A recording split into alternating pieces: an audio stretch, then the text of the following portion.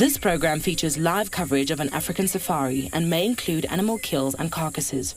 Viewer discretion is advised.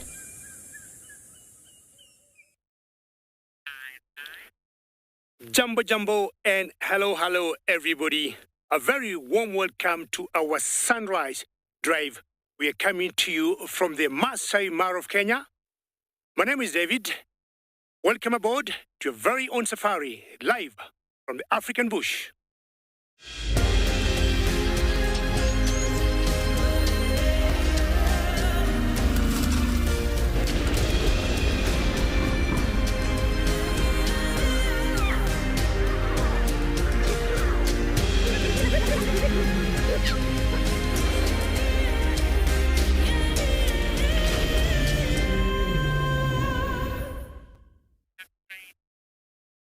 And gentlemen, we are starting with this beautiful scenery of the Masai Mara, and I'm sure we are coming to you live from a few or many different locations in Africa, and you're more than welcome to ask us questions, and you can always do that at FC in the comments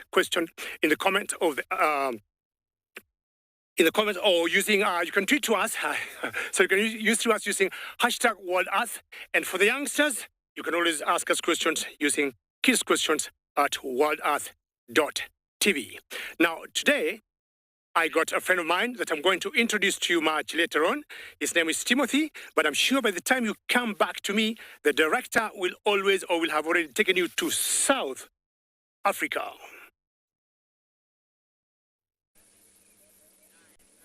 Good morning, everyone, and welcome to an extremely active hyena den here in Djuma Game Reserve. Almost everyone is here. I think Ngwazi is missing, but other than that, I have counted all the cubs. It's a great start to a great day. My name is Lauren. I do have Niels on camera today, and it's not a very nice day weather-wise. It's very overcast. It was spitting earlier, if that's how I can describe the rain, but I'm really hoping the sun will burst through. I'm not a big fan of overcast day. Oh, everybody's a bit alert. What's happening? Swazi was here. And Sutu was here, wrestling with the cubs. Swazi just loves to play. He's a sub-adult himself. That's Swazi right there. And when Ribbon's not looking or Ribbon's sleeping, Swazi gets very, very active with these cubs and probably exhausts them. They've heard something. Everybody was sleeping just 2 minutes ago. I can't see. There's two other hyenas. I imagine one is Ribbon, but I haven't identified them yet. And as I mentioned, we had Corky's little one out. We had Hearts 2 out. And we had Shimbulu. And Ngwazi, it appears, is having a nice little snooze, a long lie, shall we say. It's been so long since the hyena den has been active, so I really hope the adults don't disappear. If the adults leave, as many of you know, we have to leave as well. So I'm going to sit tight here for as long as I can and hope that they stay.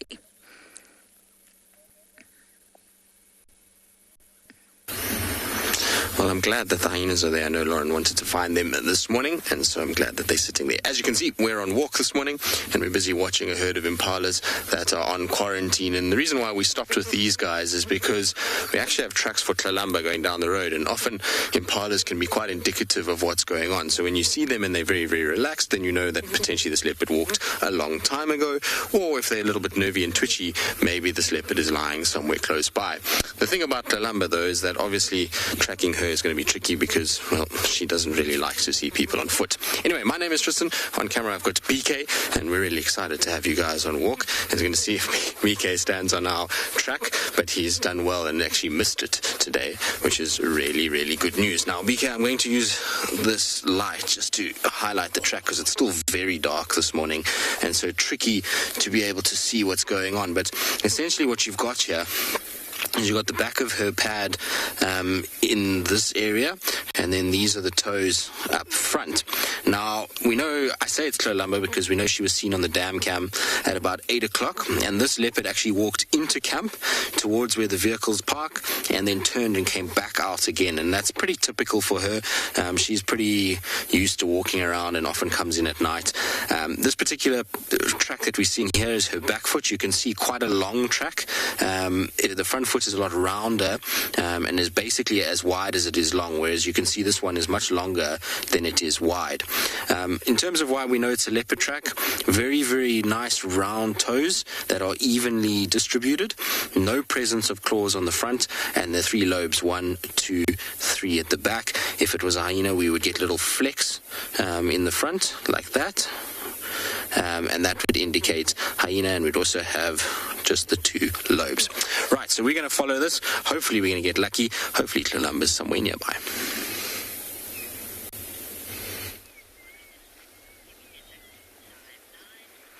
Good morning and welcome to and Beyond Punda Private Game Reserve, where we've started the morning with a group of white rhinos grazing out on the distance, or out in the distance rather. My name is Damon, and behind the camera this morning is Craig. And like I said, we're going to be exploring these open grasslands this morning. We've spotted these rhinos grazing on this hillside behind us. But what we're actually busy doing is racing around to try and catch up with a lioness and her 3 sub-adult youngsters that we spotted from a distant hilltop. We saw them walking down to this little riverbed behind me, and we're going to head down there to see if we can't catch up with them. The sun has just come up over the mountains to our east, and we've got quite an exciting morning. Hopefully we'll catch up with this lioness, and of course there's always a chance for some rhinos in this area. And then maybe a bit later, apparently last night there was a mother cheetah and her 2 cubs that were seen a little bit further to the west from here, and we'll maybe head in that direction too to see if we can't catch up with her. But for now, let's see what these rhinos are up to. It looks like they've all got their heads down in the long grass, busy feeding. 1, 2, 3, 4, 5. There's at least 5 up there on the hillside. Linda, you're saying it's going to be an amazing morning. I hope so, Linda, and it certainly sounds like there's a lot of fun things lined up with all the other guides from all the other different locations, and I'm sure it's going to be an exciting day. Craig and I are going to carry on. We're going to see if we can catch up with this lioness.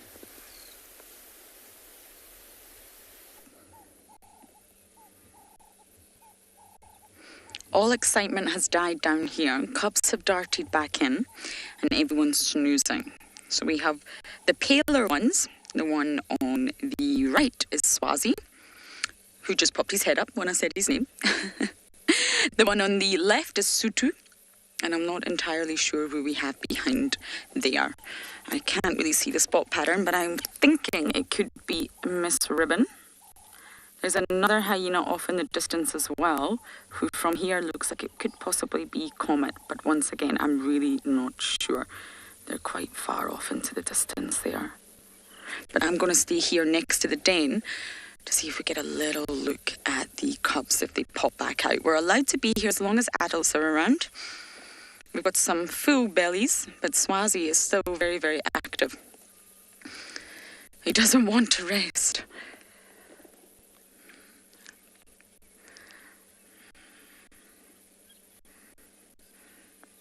Cat got my tongue. There's absolutely no way of knowing that. No way. Hyenas are promiscuous, and they're also very secretive about mating. Mating leaves them in a very vulnerable position due to their bizarre genitalia. They obviously, as many of you know, the females have a pseudo-penis, so it's not so easy for them to mate. They have to go into sort of a very strange position, and then what happens is something we call a copulatory lock. Their genitals swell, and no matter how hard they try, they're not able to extract or pull away from one another.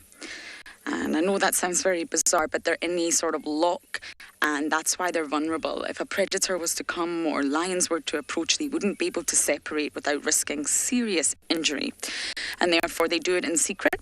So there's absolutely no way of knowing where the father is, unless you do some scat sampling, which I would actually love to do. I'd love to go around behind the hyenas, collect their scat. I don't think my cameraman would enjoy me doing that too much, and send it off for testing. I really would. I'd love to know who the father of the cubs are, but there's no way of knowing. We don't see them mating, at least with leopards, in my opinion. We do collect a scat, but you normally see them mating. And facially, I feel that you really can see who the father is once a cub gets a little bit older. But again, that's subjective. With hyenas, there's really, really no way of knowing. But females do choose the males based on a number of factors. It's very rare a female, especially a high-ranked one, would choose a natal male. It's always immigrant males that they do prefer, and we can continue this conversation a little bit later.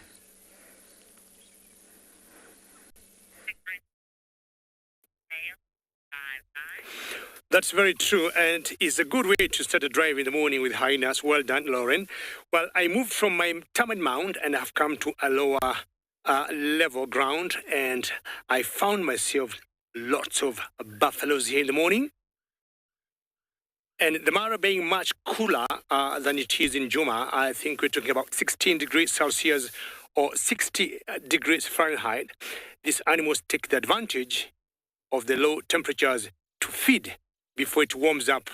Then they slow down and start regurgitating all what they'll have put in their first tummy of their four stomachs. These are the African Cape buffaloes. And as usual, the cattle egrets are taking the advantage of their mobility, because unlike elephants that will feed slowly as they move, the buffaloes tend to pick and grass and move, pick and go, and that is what helps all these cattle egrets that you're seeing flying up and down. Quite a number of herds in the Masai Mara of buffaloes. About 6 huge herds. This is one of the smallest. And you can imagine when I'm saying it's one of the smallest, is about 200 plus strong. We've got other herds that are almost 1,000. And that's towards the southern side of the Mara Game Reserve, towards Serengeti National Park. And these huge herbivores always tend to stay together in big groups. But once in a while, you'll get the males, on their own, 1 or 2, the huge old males. Once they get a little bit old, the females will already show them the door. Look at that magical view of the scenery of the Masai Mara in the background. Looking different from where I was in the Taman Mound, and now on a lower angle.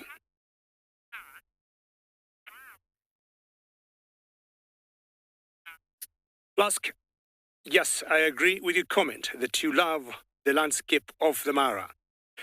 There are times, Flask, we'll just park our vehicles like where I am, and apart from enjoying the buffaloes and the egrets feeding, I just look through these iconic trees of the Mara, the balanites, or the shepherd trees, and going all the way to the horizon. Not the first line of tree, but the one in the background, the bigger, with a different shade of green. That is the Mara River. And you just enjoy the views. Look at those egrets flying there.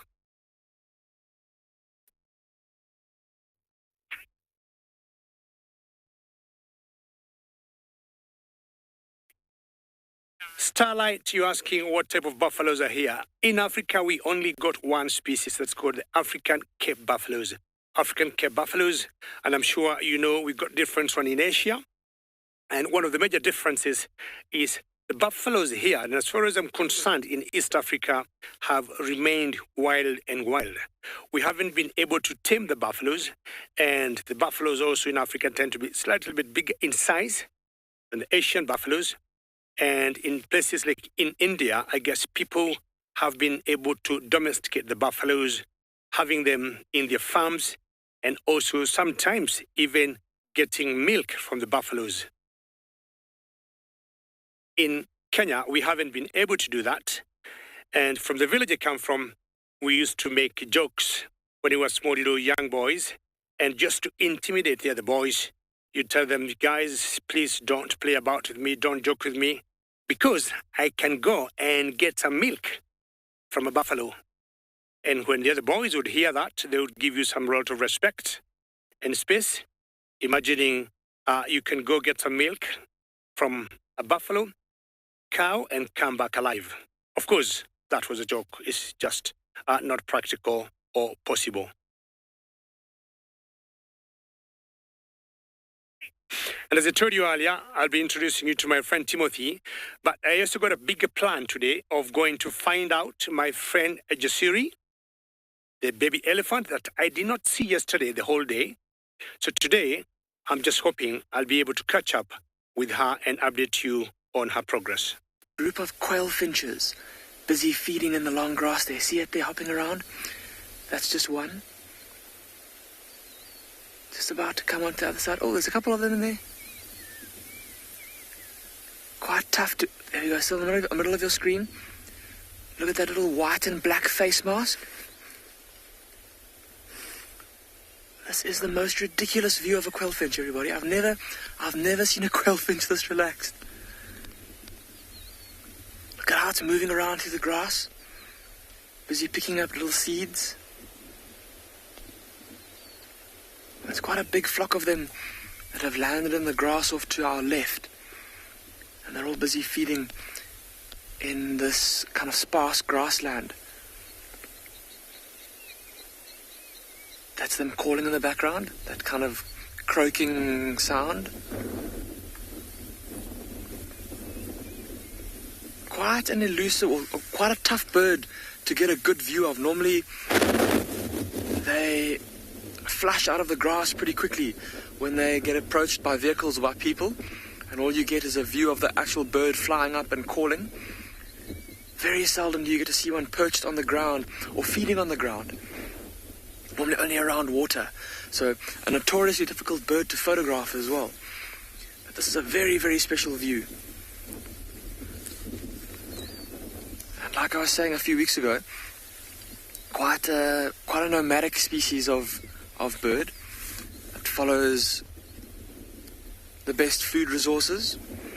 So with the good rains that we had here earlier this year, meant a lot of grass growing, a lot of seed production of the grasses, which is what these finches are now feeding on, or quail finches are now feeding on. Look at that, that's incredible. See the beautiful barring down his side. And of course I spoke about that white face mask, white and black face mask, almost like a little Zorro mask, identifying it as a male bird. Oh, there we go. It's just flown off. But here's a picture in the bird book.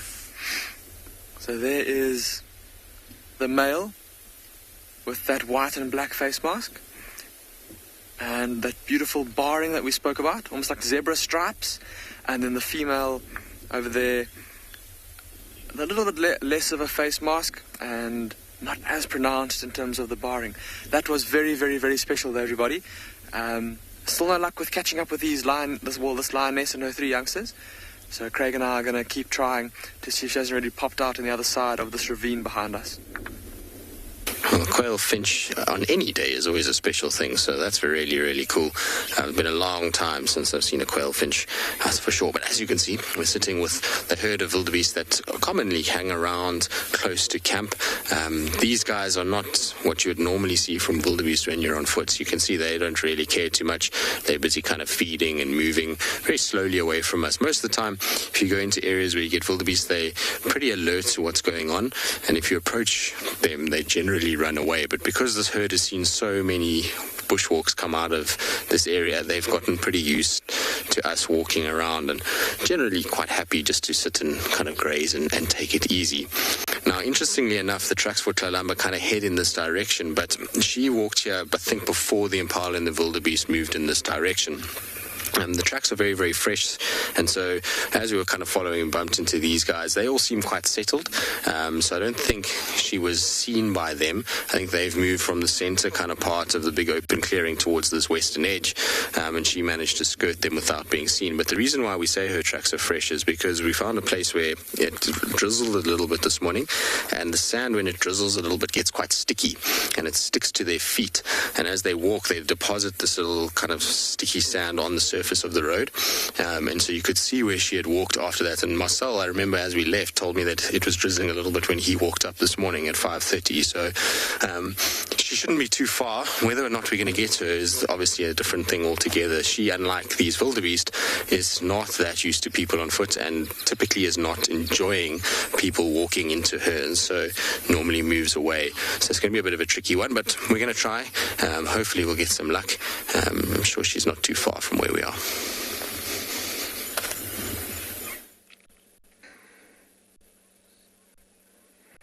Swazi's still got his head up here, determined not to sleep. I think he wants to come back and actually play with the cubs.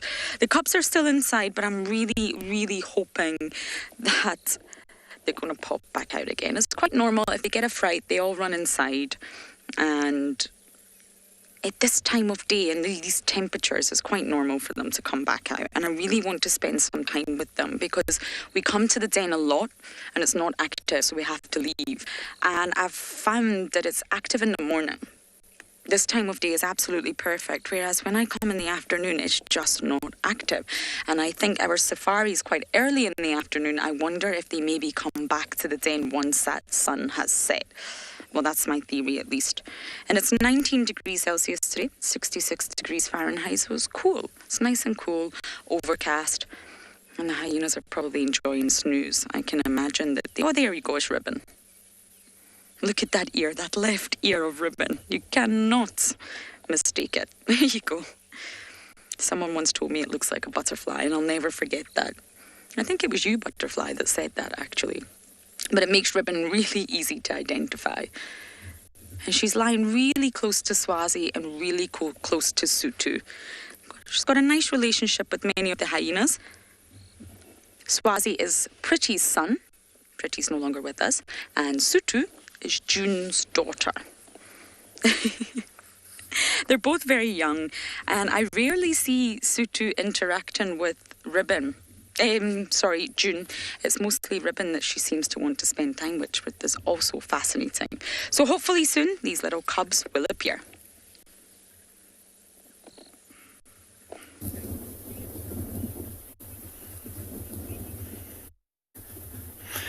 We're also waiting for something to appear.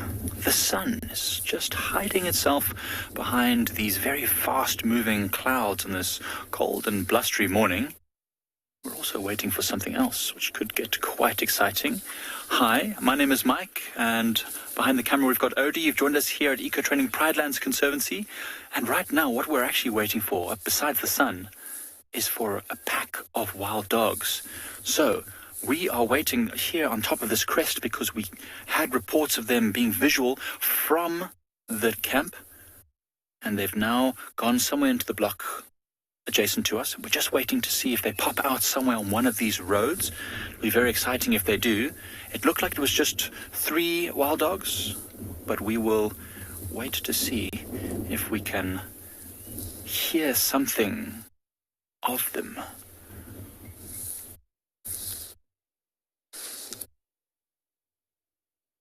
Nothing yet, though. It's very quiet out in the bushveld at the moment.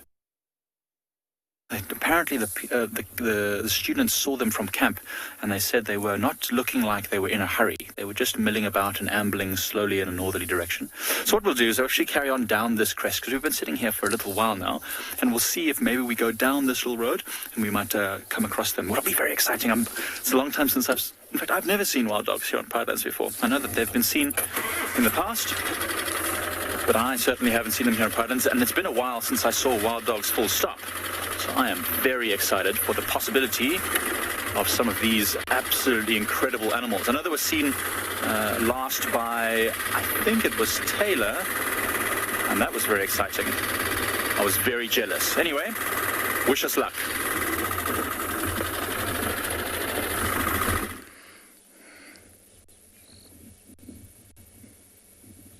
Wild dogs have been so amazing here in Djuma, the Pungwe pack.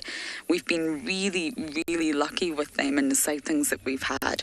We've also got other packs around, but the Pungwe pack seem to just be very, very active on Djuma and Chitwa and all the surrounding areas. Now, I'm a little bit nervous that we're going to get some drizzle. I see some dark clouds coming in. It's a very unpredictable sort of day, and I hope that we don't. I really am not ready for rain to come. It's going to come very soon. As soon as we go into summer, the summer rains are going to hit us, but I'm not ready for it. Now for males, because of course Tswazi is a male, as you may know. He's one of the most famous hyenas, just because of his personality. And Indabele, who's still very much with us, is Tswazi's sibling. She's a female, he's male, and they were born in September 2018. Oh, it's almost Tswazi's second birthday. Happy birthday, Tswazi. This is your birthday month. We don't quite know which date, but we know it's September.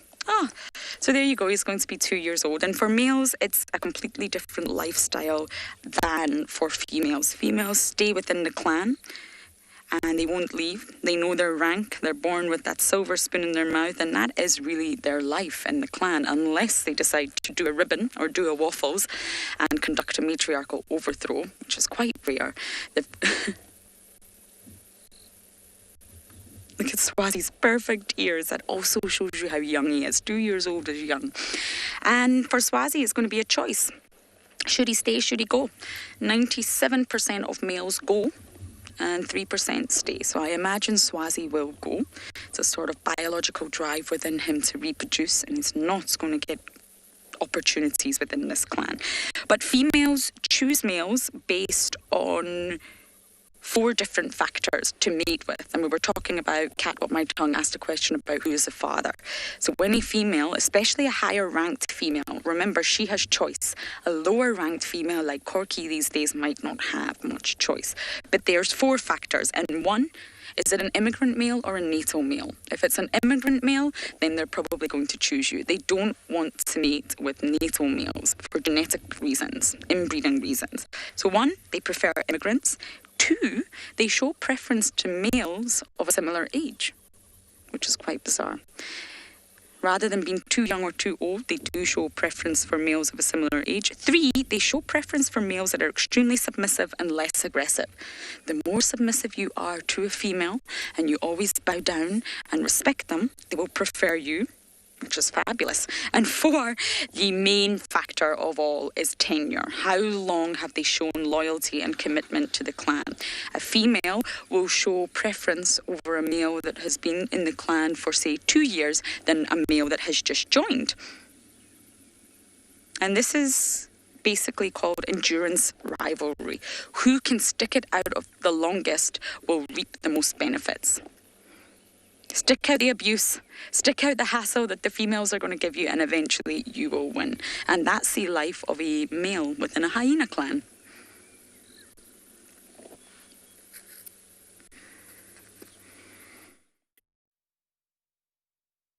Well, unfortunately, the males don't command a lot of respect in hyena clans.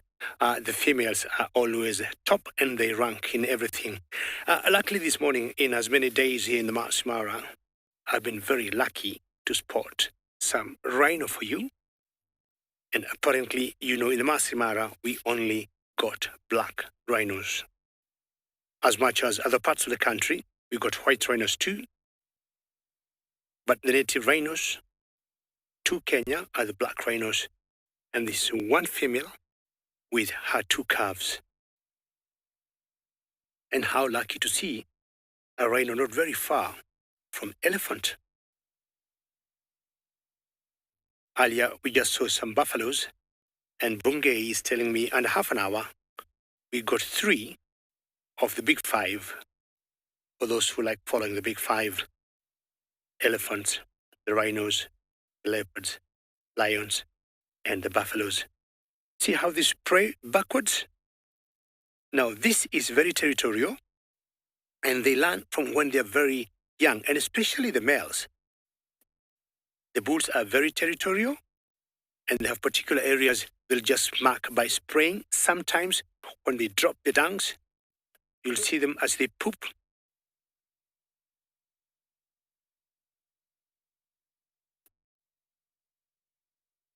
Julie, we are talking of poaching in general in Africa, and it depends on the area you are. South Africa, they will do that. They'll dehorn the rhinos to discourage poaching. In Kenya, I would say so far, so good. And we got some game rangers who do a perfectly very good job. And they do the surveillance like day and night, making sure everything is safe. So I would say currently, we don't have much or we don't have any issues of poaching. But again, as you say in South Africa, should we maybe get to that level, maybe one day, don't be surprised, we might also start dehorning the rhinos. Now, Julie, the sad part of this, there's an area north of Kenya called Laikipia where we had issues with poaching big time, and they started to dehorn the rhinos. And what we found out one time, even for the poachers, it's quite a challenge to locate the rhinos they want to bring down, because they know either the same rhinos can kill them, or if the game rangers find them, will definitely shoot them dead. But we found out if they would get a rhino that was dehorned, and it takes them days to do that, and it's not an easy work, out of frustration, they would still kill that rhino, which was not good. And I think at that point, the authorities here stopped dehorning them. And I think the numbers are growing. Look at the size of those two huge pachyderms, and both of them being herbivores. They don't seem bothered with each other. There's one time we saw an interaction of elephants and rhinos and a pride of lions in the Mara called Owino. And we had the Owino lions trying to hunt a baby rhino. And it was quite a big fight. And the elephant also came in the picture. And you had three dangerous animals going for each other. And you'll be surprised. The rhinos won and took the day. That's the youngest calf of that mother. Look at the size of her front horn. White rhinos having much larger, much longer front horn than the black rhinos. The black rhinos basically are browsers. If you look at her carefully, or you can look at both of them, they're feeding on some green bush there. I guess that could be Kepa's bush. Whereas the white rhinos practically eat grass. I'm sure they'll touch some leaves and twigs here and there, but they're ideally browsers with different shaped mouths. That's what tells them apart, black from white. And let's see the bigger calf there. And I'll say slowly, Bungay will show you the thicket. I'm guessing they are going to end up because it's getting a little bit warm, and it's typical of black rhinos to be secretive, quiet and shy in those trees. That's where maybe they will spend the day as I move on also.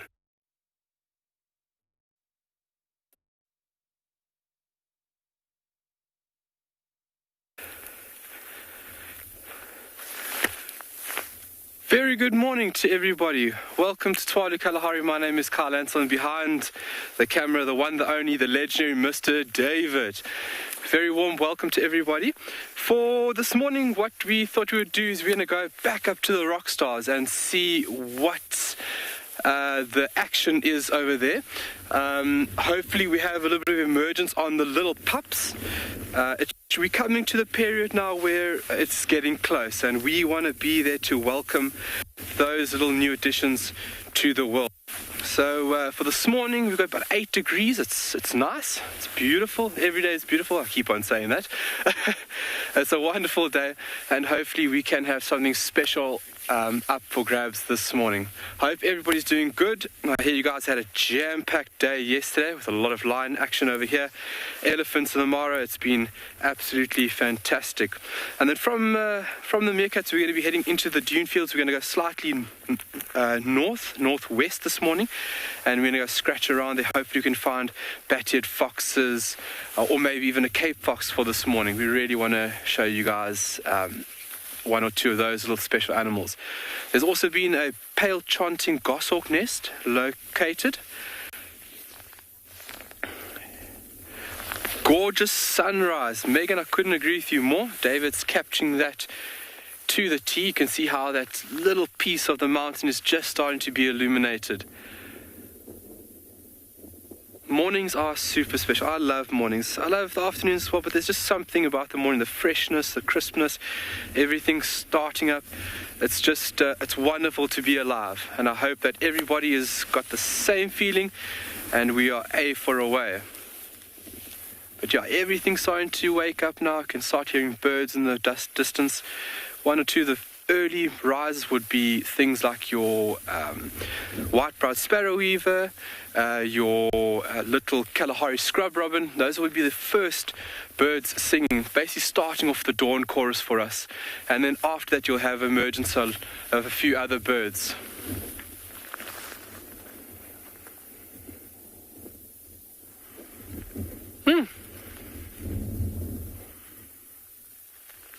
See if we can find Kalamba, and she's left us the most intriguing track. It took us a while to kind of figure out what's going on here, but essentially if I sit, I'm not a very small human, I'm about 6'2", and you can see if I spread my arms, the width of this track starts over there and it ends over here, and it's from her rolling around. You can see there's all kinds of sort of smooth patches with little humps and movements, and initially we were wondering, why would she do this? This is quite typical of a mating pair of leopards, what you would normally see, but there's no male track here, so it's just a female track. So what we were thinking is that she must be in an estrus cycle at the moment and is looking for a male, and what she's doing is she's rolling all over the place. If you walk down the road a little bit, there's actually two different places where she's been doing the exact same behavior. So she walks and she's obviously rolling and trying to deposit as much scent as possible on the road, so that any male that walks here is going to immediately stop in this section and start to sniff. You can see how she's been scraping the ground with her feet. So this is her paws pulling sand back. You can see her little track in amongst all of this. And then there's various places where her tail has dragged. So if we go over here, this little mound over this section is where her tail was lying. So you can imagine the tail was like this, and as she pushed it, she pushed this little mound of sand here, and again as she went along she rolled again over there. And so this smooth section in the middle is from basically her tummy, where it's been rolling back and forth and her kind of rolling around, and then there's a few little tracks in here. What's interesting though is she walked south down this road. Now this road is typically Shadulu's kind of area. This is an area where Shadulu goes up and down.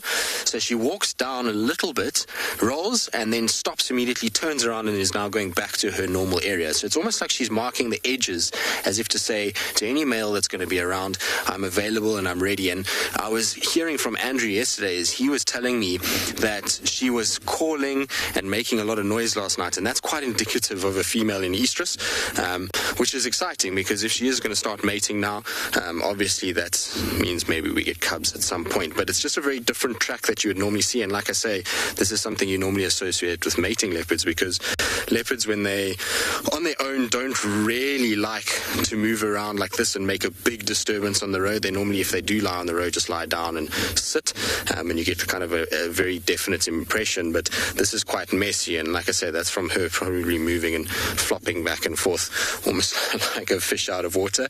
And I wouldn't be surprised if there's a scent mark on either this tree or one of the bushes close by as she goes. And she then turns and goes back up, and there's a termite mound just in front of us, and that termite mound is where she went up, and she's gone over now and is heading towards Galago Pan. So we're going to try and see if we can follow the tracks and find her. She's definitely kind of leaving lots of signs for us, so it should be easier with her doing this.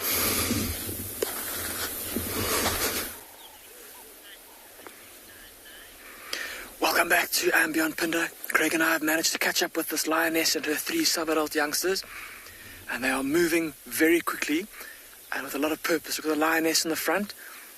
She's got her head down and she's just walking. She's literally taken basically a straight line from where we first managed to catch up with them.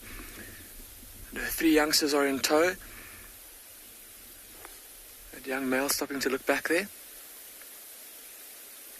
Now, just off to the left, a few moments ago, we could hear another lioness contact calling. We could hear her making that low, oh sound. And I wonder if that's not where this lioness is going. Look at there, there's going to be a little ambush here. Oh, No, he saw him coming. So they've just crossed through this little ravine and they're continuing up onto the hillside there.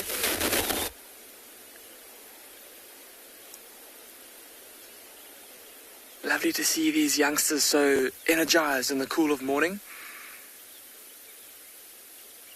And they look like they've got pretty full tummies, so I think the lionesses must have managed to catch something last night. Some of them covered in grime.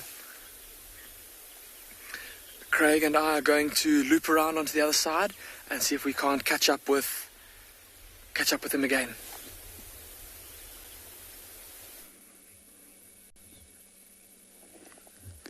Unfortunately, no sign of the cubs yet. I don't think they'll pop out until an adult actually comes to the den entrance and summons them out, if you like. But everyone else is snoozing.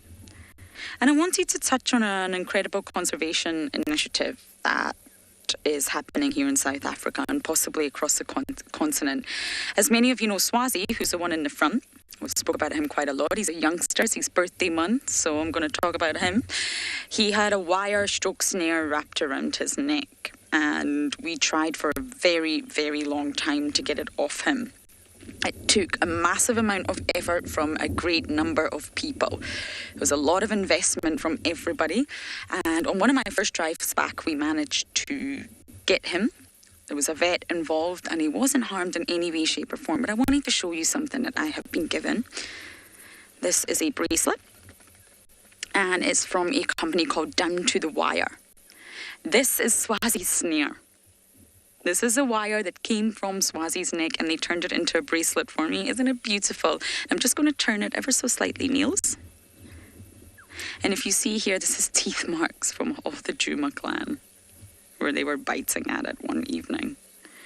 So it's not polished, it's not perfect, it's very rustic looking and artistic. But the point of Down to the Wire is that when you do find extra wire, copper cable, anything in the wild, instead of throwing it in some sort of garbage heap and possibly it ending up back in the environment. That's the point.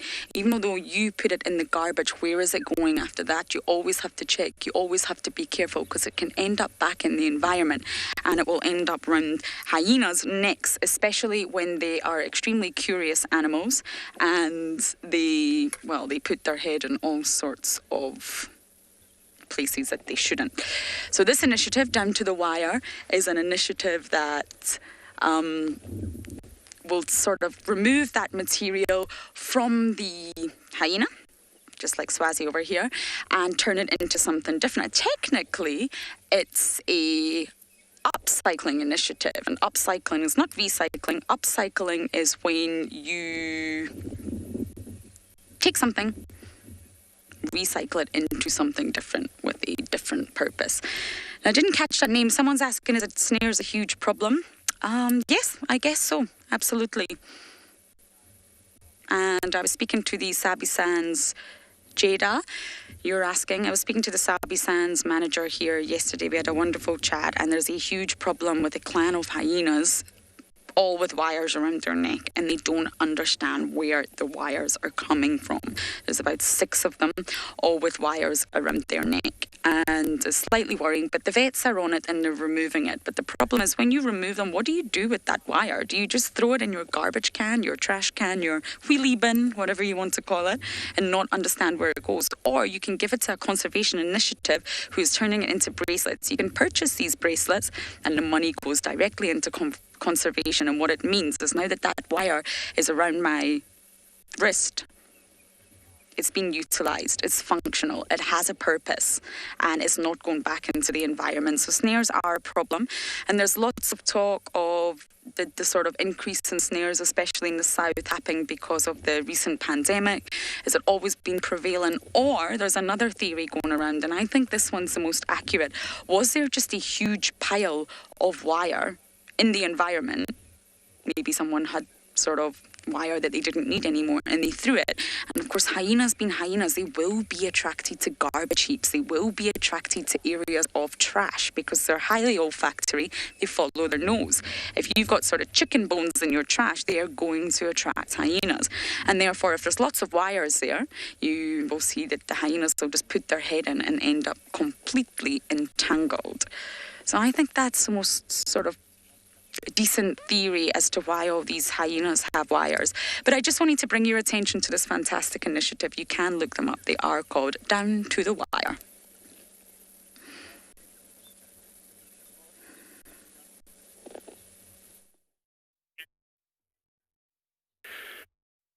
When I knew Lauren first, she loved cheetahs. Not sure what happened, but I got a feeling now she has got lots of love for hyenas. I mean, that's another predator that we got in Africa. I was talking of the many herds of buffaloes that we got in the Mara, and I talked of 5 large ones. And the first one we had about 200. This is a totally different herd. And this one, I'm looking because I'm surrounded by buffaloes from wherever I am. They are about 500 buffaloes. To me, this one's got more calves. Of course, is a bigger number than the first herd. And the first herd I showed you. Look at the youngsters in this herd. I guess also more cattle egrets, a few ox speakers, and most of the red-billed ox speakers,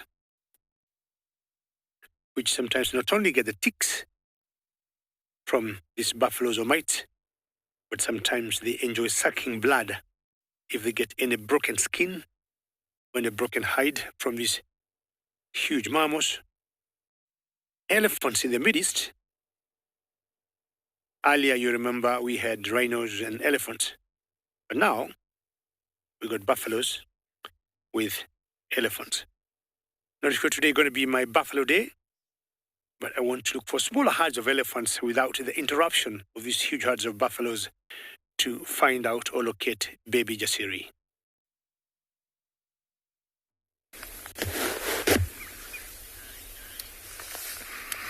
Craig and I have managed to catch up again with these lions. They're busy crossing an open clearing. The lioness still... Oh no, now it looks like one of her youngsters leading the way. And look at that young male on the far right, how he's busy phlegm and grimacing. They all went and smelt a little patch there. And I wonder if maybe another lioness from their pride, or maybe one of the dominant males, didn't go and urinate there. They've all just gone to go and analyze the scent. Isn't that magnificent though? Lions walking through the golden light of morning.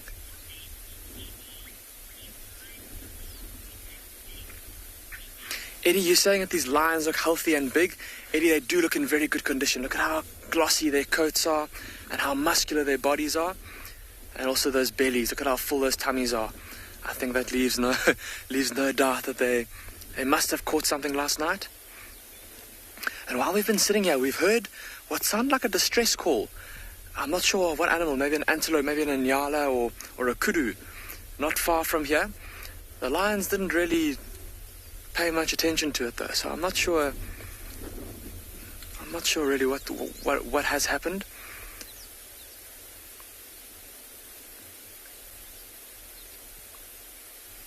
Isn't that beautiful though? Look at the rolling hills behind them. It's a wall of lions approaching us, everybody.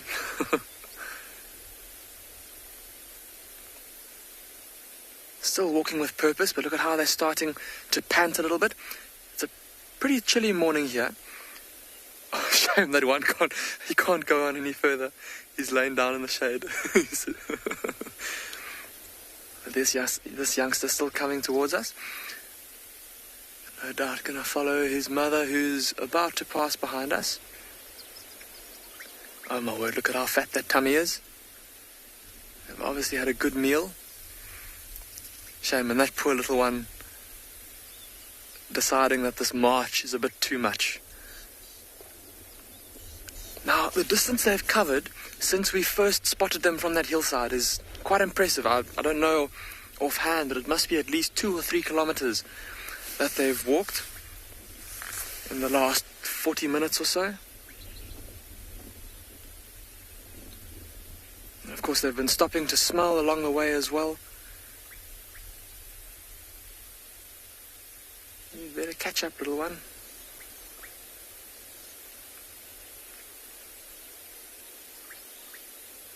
Look at those big paws of his.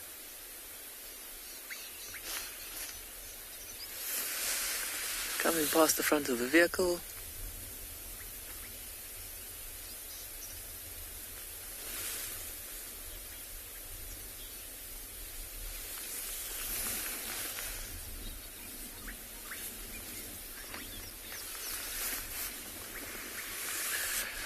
And of course we are live and we would love to hear from you.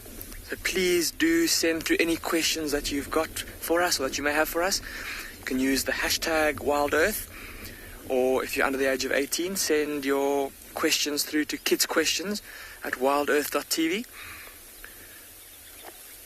Look at that lioness up in the front, everybody. See how she's got her head down, her nose close to the ground, almost as if she's following a scent. So I wonder if there isn't perhaps... maybe the rest of her pride has walked up here in this direction already. We did hear the sound of a lioness contact calling a short while ago. And I wonder if it wasn't maybe coming from that thicket there. And perhaps that's where she's heading. Only 2 of her youngsters in tow though. Where has the third one gone? Oh, he's lying in the shade of the vehicle behind us. There he goes. I was wondering where he went. Shame, I think these youngsters are getting quite tired now. Those full tummies. Their mom has really been putting them to march. Or making them march, rather.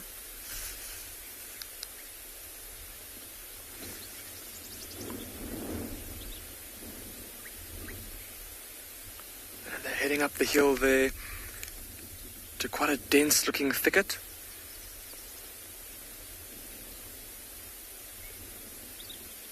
That lioness still with her nose to the ground, so still following the scent of something.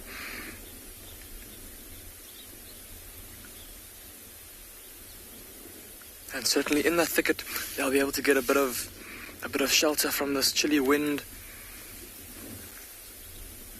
And looking at the sky around us, pretty cloudless for the time being. And so I think that once it gets a little bit, or once the day wears on a bit, it's probably going to get pretty hot. And these lions will be able to get some respite from the sun in the shade of those thickets there.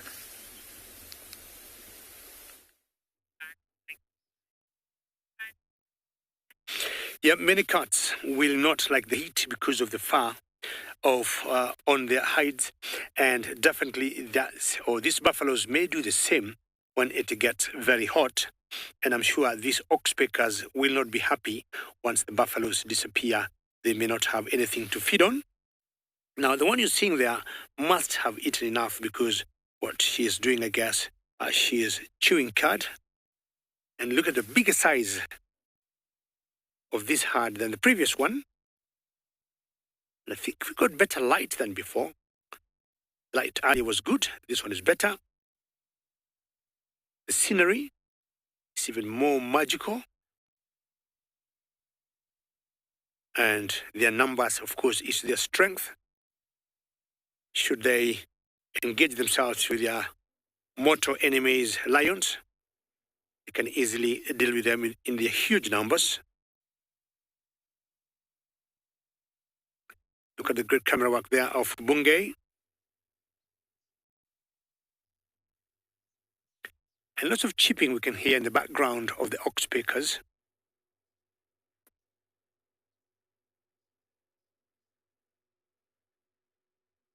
Of the many animals in Africa I don't like taking chances with are hippos and these buffaloes here. We have always said this many times because buffaloes, you'll never read them. You'll never get any trigger sign that anything's wrong. You see them feeding as they are, and it's more on the males than the females, and going a different direction, and turns around for no apparent reason, comes charging straight at you. But those cases are few, especially if you're in a vehicle. But in the villages where we come from, we have seen that happen many times.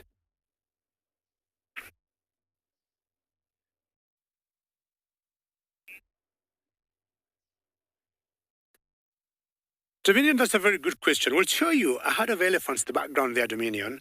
And apparently, if you look now, there's enough food for everybody. But let's take a classical example of an elephant to a buffalo on one-to-one. I would say a buffalo may not stand a chance on an elephant. Elephants are smarter. I'm not saying buffaloes are not. But on a fight, and these are my own thoughts, should they go for each other, I would imagine the elephants would carry the day. Well, I've looked carefully in that particular herd of elephants there. I did not see, I don't know whether Bunge, you can be able to catch a small little bird right on the road there. I will put you in a very difficult position, not wanting to throw you under the bus. But there's a bird there. I would want the viewers to help me or to tell me which bird is that. Please tell me who that is. Hashtag World Earth on Twitter. It's a little bird there. It's yellow, orange legs. Which bird do you think that is? Now it's even better. Give me an answer, or you can also send us the answer at FC in the comment section of the YouTube chat channels. Which bird do you think that was? One more time, Bunge, do you want to have a look at it, or is it too tight? And I'm sure all of you will get it. There she is. She's definitely feeding. And they use their long claws sometimes to dig in the ground to get any insects or any worms. Look at the throat, and that should give it away. Hashtag World Earth, which bird do you think that is? Or at FC in the comment section of the YouTube chat channels, send me an answer. Who do you think that is? And I'm sure your birding's good. She has disappeared in that grass there, and I'll be moving on, waiting for your answers.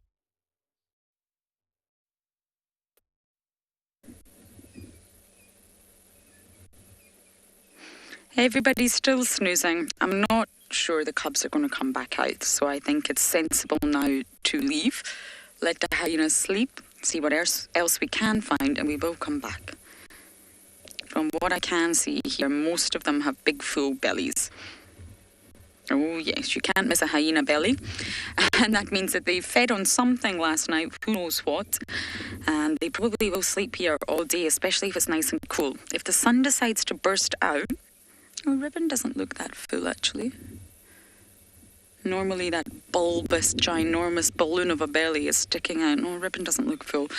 And yes, if the sun bursts out, it'll get too hot for them. So what they normally do is leave and go seek shade. They normally pop into the mulwati or any little secret hiding place that they have got.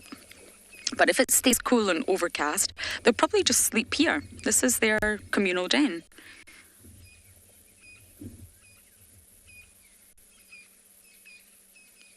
Tracy, we mainly get the spotted hyena. That's the most numerous and common hyena that we get here. I believe a brown hyena was spotted here a very, very long time ago, but it was a sort of one-off random sighting. You don't get the aardwolf here. The aardwolf is a wonderful looking creature. You get them in Tswalu though. Tswalu might be lucky enough to show you that. And they only eat termites. They're nothing like our spotted creatures here, who are the largest of them all. And areas like Namibia are fantastic for the brown hyena. Along the Skeleton Coast, what the brown hyena has sort of learned or adapted to do is hunt the seals.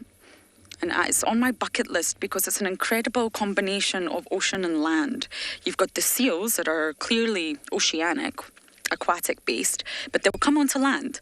And when they come onto land, the brown hyenas run out across the sand and hunt them, especially the young. It's an incredible thing to witness. You should Google it. And it's a great place to see the brown hyenas. And striped hyenas, you will find them across Africa, but they are a lot rarer to see. So in the Sabi sands, it's really the spotties, as they call them, the spotties that you will come across.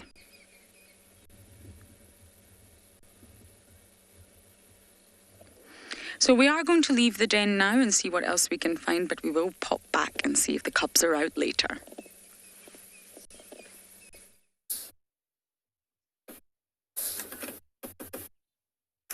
So we have found a very, very shy giraffe that immediately decided to go into the densest of the Tamboti thickets. And this giraffe is a male, and it's heading out to the other side of this drainage line. We won't be able to follow him, unfortunately. But we're still looking for those wild dogs, and we thought sometimes it's good to sit with the herbivores because they can often give us indications of when predators are about. Maybe they're around because this giraffe is not sticking around, that's for sure. It is highly mobile out of this area. But helps to show us how well its camouflage is. No, it's gone now. It's an invisible. It was never there. It was a figment of your imagination. I bet you all thought you saw a giraffe. Impossible. There is no giraffe here. So as you can see, it's still very dry, and the giraffe was feeding on some of these dry thickets around here, but alas, it decided to disappear its way into the veld. We haven't had any more signs of these wild dogs, unfortunately. They've been hiding from us, which they can do occasionally. But such is the way of the bush. Persistence is the key. You've just got to keep trying, and hopefully you can come up with something exciting.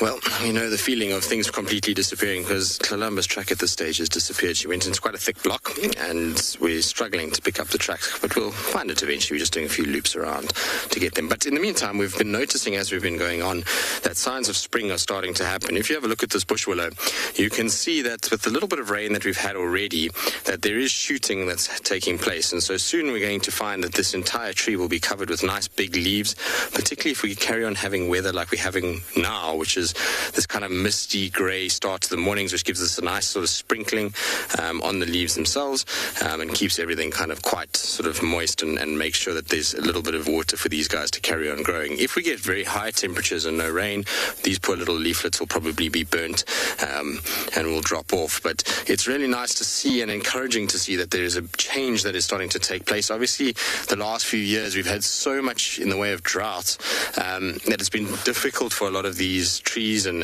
obviously the vegetation and therefore the animals, because essentially there's really been no water until sort of January. That's when we've been starting to get our rains, whereas this year we've had rains already quite early on, and so it should be a positive sign for things going forward. We're hopefully going to get a nice growth here where we're going to get a lot of leaves, a lot of grass, as well as obviously a lot of rain, which will fill the dams even more, and it'll kind of start to fix what the drought has done. And we'll start getting a situation where we're going to get a lot more vegetation coming through, which will be really, really nice. Right, so we've obviously admired a little bit of spring. We're going to try to see if we can find Columba's track. It's somewhere in this area, and so hopefully we'll have a bit of luck.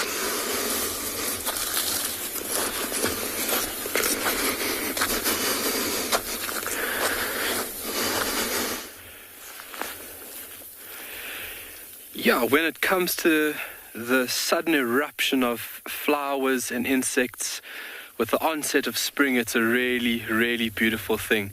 It is amazing. We are here at the Rockstars Burrow System.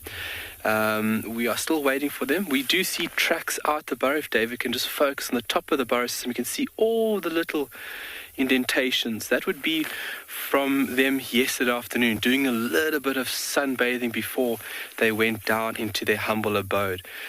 And we should be nearly there. The sun's starting to warm up. Hardly no wind. Obviously, if there's a bit of wind, that does affect their behavior a bit, but we have got a cracker of a morning. just in terms of these guys, there was a question asked on Monday by James in terms of the structure of these guys and the beta female. That beta female will have better chances if the group was bigger. The group being small like this, and then in the near future, for her breeding again, it might be a tricky thing. It could vary a bit, but in larger groups, it is a little bit more positive, and obviously it would be in a higher frequency that a beta female would breed. You can see this ant-eating chat starting to come out as well. A lot of activity on this side now.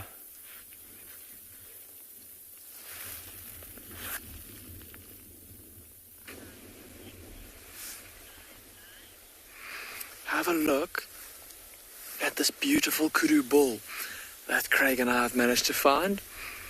We left the area where that lioness and her youngsters went. Unfortunately, there was no way of following them into that thicket, and also no sign of whatever made that distress call a bit earlier. Isn't this bull just magnificent though? Look at how long those horns are and how many spirals there are in his horns. Look at how thick his neck is. All signs of a kudu bull in his prime. And staring very alertly off to the left. I'm just going to use my binoculars to see if I can see what might have caught his attention.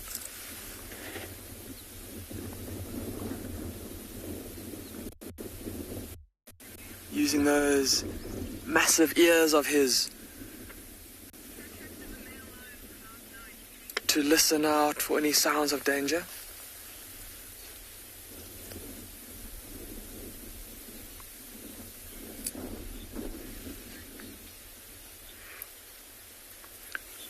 Apparently we've lost our picture. Very sorry about that, everybody. So I think for now we'll just send you across to another location.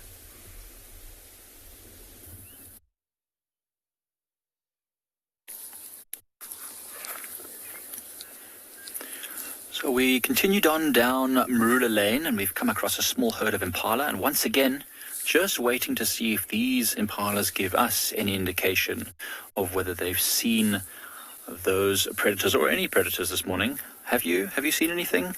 No, doesn't want to come. It's a bit too early for her. She hasn't had a coffee yet.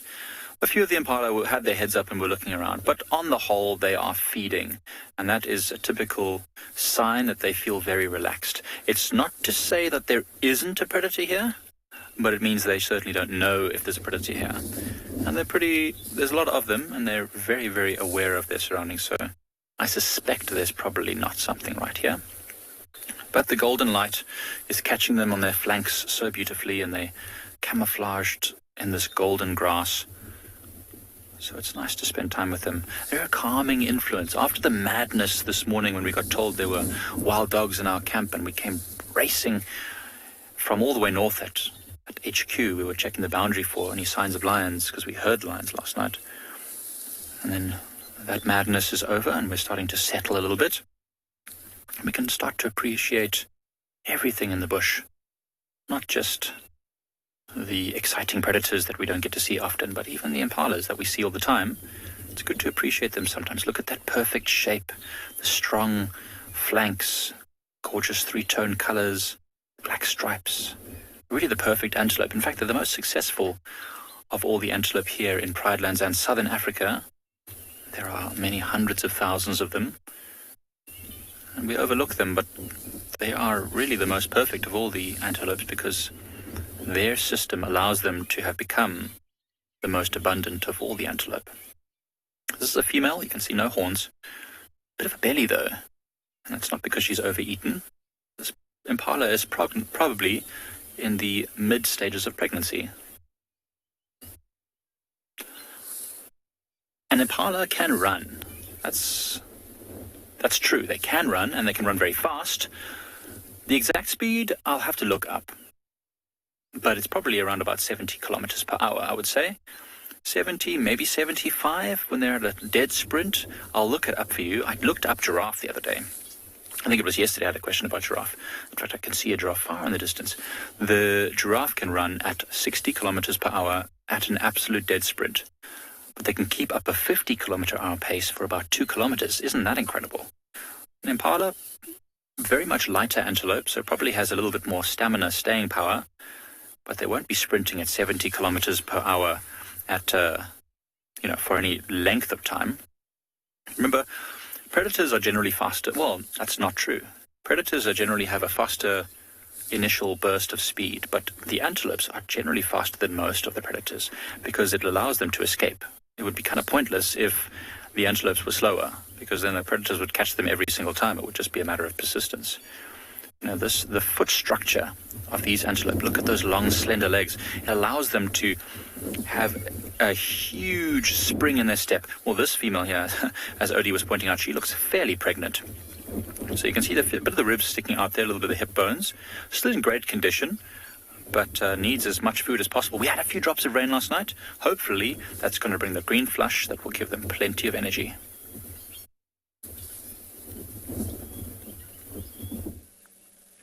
We've came across a bird of prey quite far in the distance against that sort of backdrop of heavy, heavy skies. I really do think we're in store for rain today.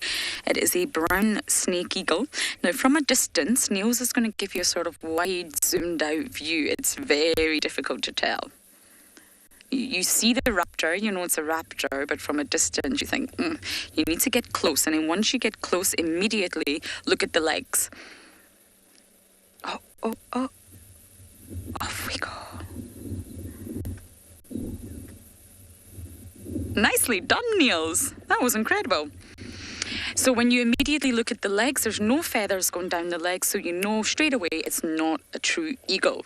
So then, sorry, I had to put my glasses on. This weather is not good for my eyes. So immediately, you know, it's not a true eagle. So then it's a snake eagle. And then once you see those yellow eyes, the coloration, the brown and the yellow eyes, you know immediately that it's a brown snake eagle. A gorgeous bird. Rather bizarre looking. They've got quite heavy bodies. They're heavy raptors. And then they've got these skinny little legs with no feathers on them. So apparently there's a beautiful breeding herd of elephants around the corner, so that's where we're heading.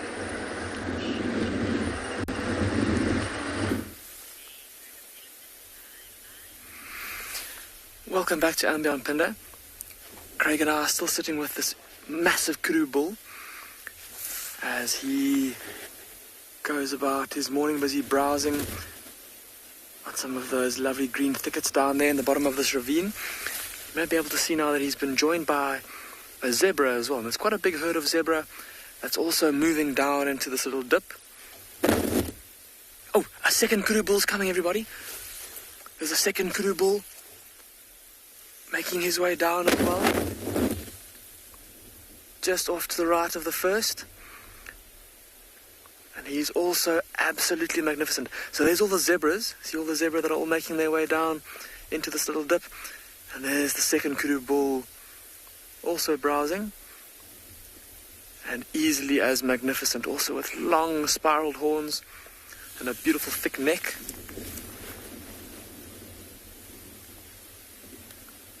I don't think he's... Oh, it's tough to say which one is bigger. But it almost looks like they've got slightly different kind of horn shapes. The original one with a slightly wider span. And look at this one, his horns almost seem to be a bit narrower, but also long and beautiful.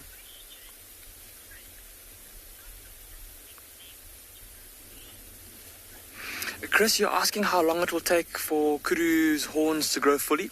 Well, Chris, the older a bull, the longer his horns are going to be.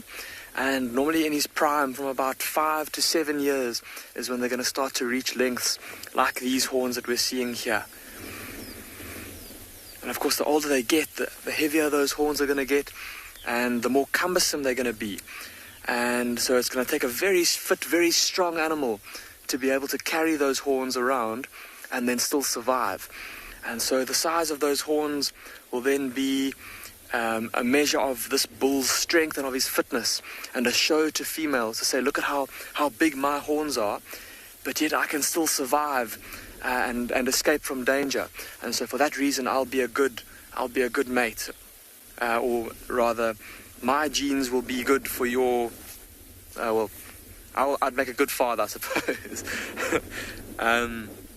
Just an advertisement to females. The second bull is now walking towards us. Don't you love the way that they walk? Almost like he's like a ponderous kind of step with his neck bobbing. So graceful. And there's those huge ears that I started talking about earlier. Although it's not terribly dense where this kudu is currently, just looking at the size of those ears and its coloration, superbly adapted for living in dense areas and thickets. And those big ears enabling them to hear potential danger before it gets too close, so that they can react and get out of the way. And of course that beautiful coat, those stripes running down the sides, disruptive markings for helping them to blend in to a thick environment. Another defensive strategy to avoiding predators.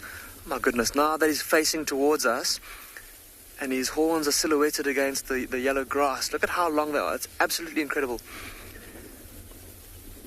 Now he's busy kind of smacking that bush behind him with those horns.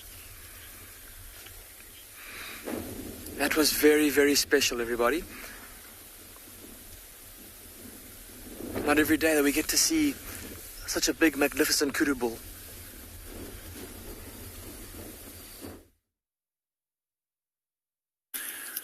We've got another special sighting. In terms of it showcases and highlights just how important an elephant's function is. You know, they seem super destructive and they've pushed over what looks like a knobthorn tree in the middle of this clearing. But now the giraffes are busy feeding on the remnants of the leaves on that tree.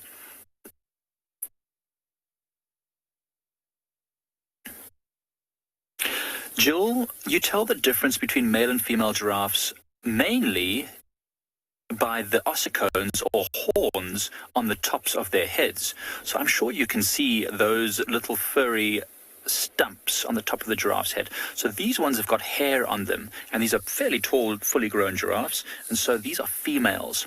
They don't use their horns for fighting or their ossicones, so they get this velvety, furry covering, almost like a paintbrush. Now the males, Jill, will have a much thicker set of ossicones, and they will have no fur on the top once they become adult males. Because of all the fighting that they do, they swing their necks and smash their heads and their club-like ossicones into each other, and that causes them to lose the fur on their horns. So that's the easiest way to tell a male and female giraffe from each other, because you can almost always see their heads sticking up above the bushes. So that is the main way, Jill. And as I was saying, it's such a beautiful thing to see, you know, how everything works together. Nothing is wasted in the bush. You know, we might say, oh, you know, I love that tree. It was such a great tree.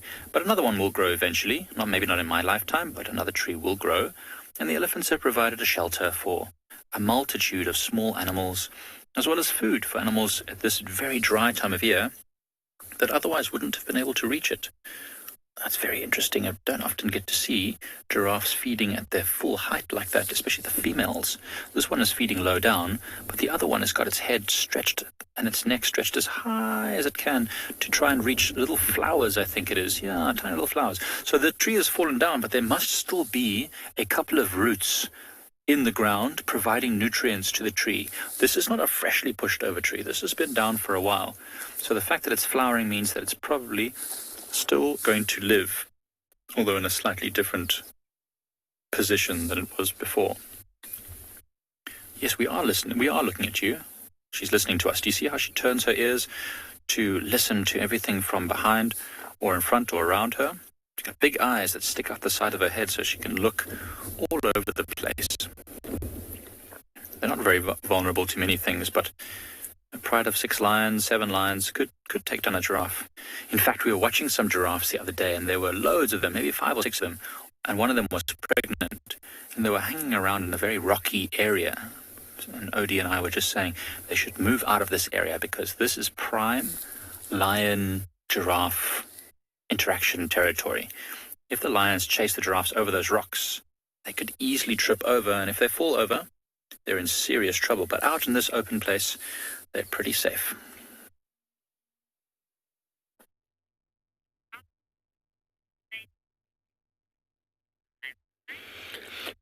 a lot easier to draw the difference between giraffes, the males and the females, but sometimes quite tricky to tell the difference between these lapwings.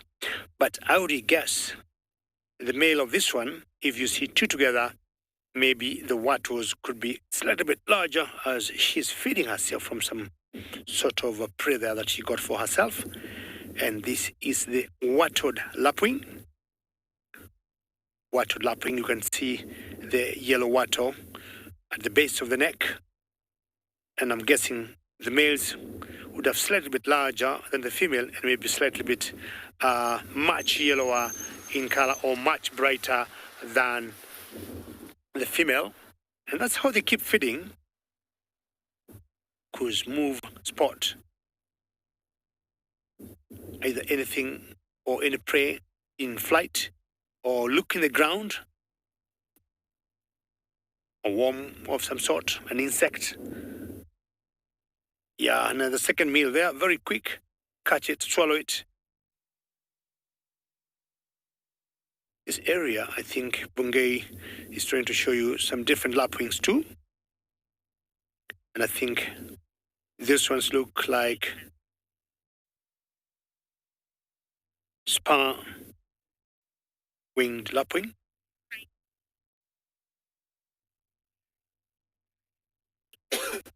Tracy, from a previous question, you're saying a canary. Not bad, Tracy. Well done. But sorry, that's not the answer.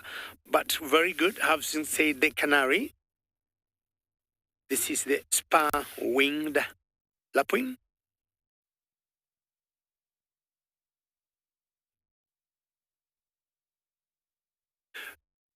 Brigger, you say a middle lark. I'll give you a 70% because it is a lark. Very well done, but that's not the correct lark.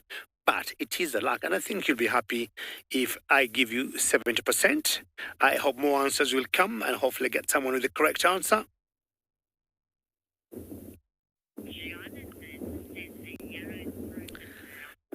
Jonathan, well done, Jonathan. I'm giving you a high five from the Masai Mara. And you got the correct answer, is the yellow-throated longclaw. Well done, Jonathan. I have always loved that type of longclaw because of how they feed. And I think of all the larks, to me, she is my favorite. And I love the way they hunt. Well done, Jonathan. That was the yellow-throated longclaw. But I got a concern, Jonathan, because for that size of a bird, I do not know who gave it such a long name. Look at the size of the bird. And you go yellow-throated long claw. Well, we'll take it that way unless you're going to do a new nomenclature and rename some of these lapwings. Very good. It's time to move on. And I haven't seen my friend Jasiri. I'm a little bit sad and at the same time happy. And what I mean is I'm sad because I haven't seen her, but I'm happy because I think she is covering longer distances in walking. That's why she's not in the areas I have been seeing her the last few days. Well, hopefully I'll be able to catch her at one point. Espressos are going and they are up. Good morning, meerkats.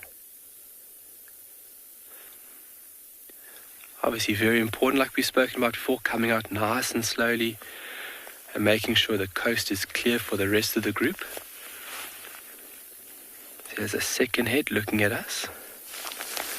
The left of here.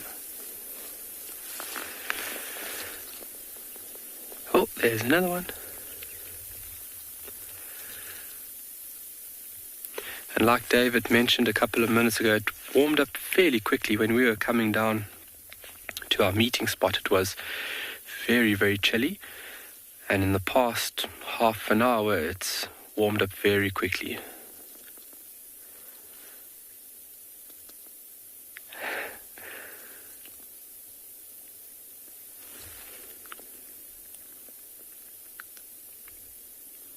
So using all senses, eyesight, hearing, and as well as sense of smell as early warnings or detection for a predator. Their sense of smell is phenomenal and obviously a very important tool they'll use to find prey.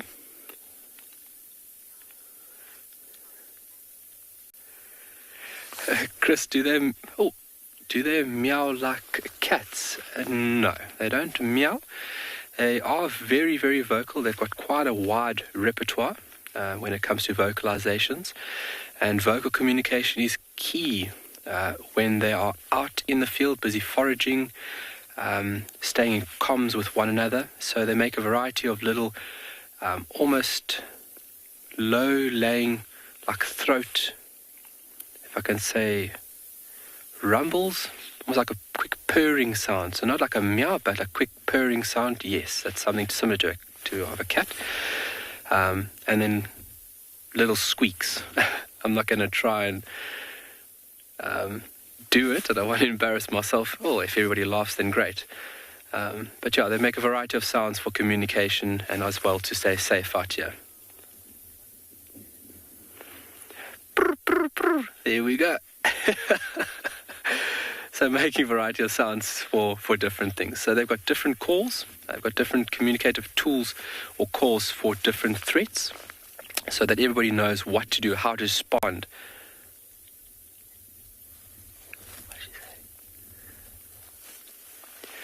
Can see something just flew over and they got a bit of a scare. So majority of the group did go down back into the burrow system.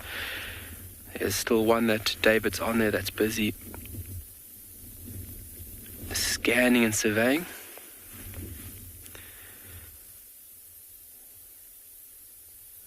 And hopefully they don't pull a quick one on us this morning like they did last time. We were here 2 days ago and they were gone off the bat.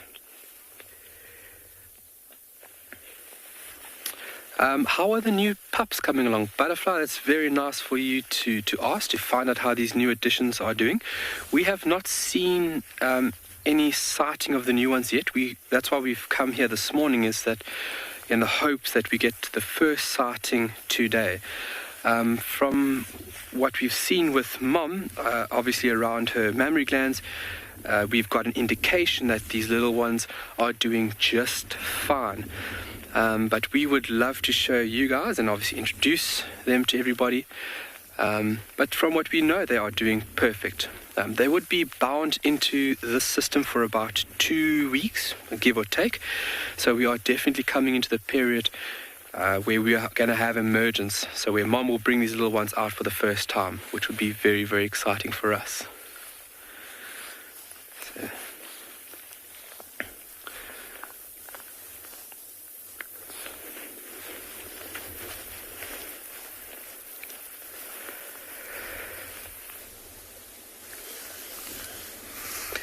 Craig and I are still sitting with these two magnificent kudu bulls. We haven't had a view of the first one for a while now.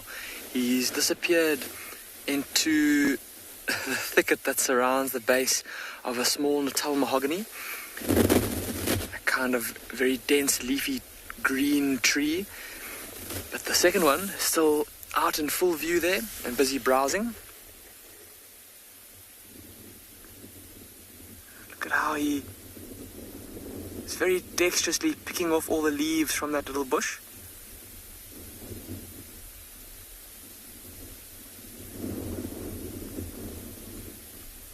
Oh, and now he too is disappearing behind a thicket.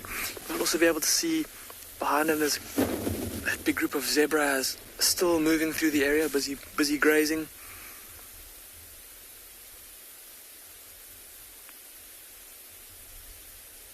Look at that enormous kudu, how as soon as he goes into those sticks there, how difficult it is to see him.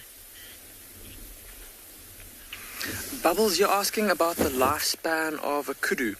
Bubbles, I think in captivity, if I'm not mistaken, they can live to be about 20-something years, or late teens into their 20s. But in the wild, Bubbles, that would be, it's tough to say. It could be just a couple of months, of course, to a couple of, well, it will depend on if they get caught by a predator.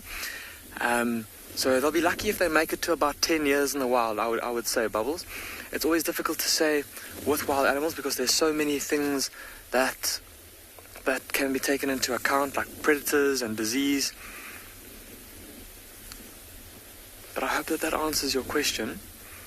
So I was just going to say, look at how when that kudu disappears or goes into those thickets and those sticks, how easily he disappears. And just see those long horns. Oh, here he comes, out into the open, into the sunlight.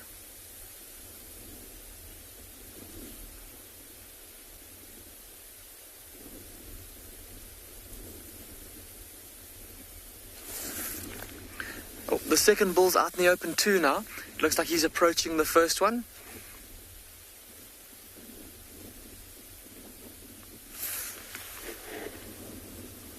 And again, look at how when that kudu stands, just in the dappled shade there, how those disruptive markings, those white stripes down his grey body, how they help him to blend into the shadows.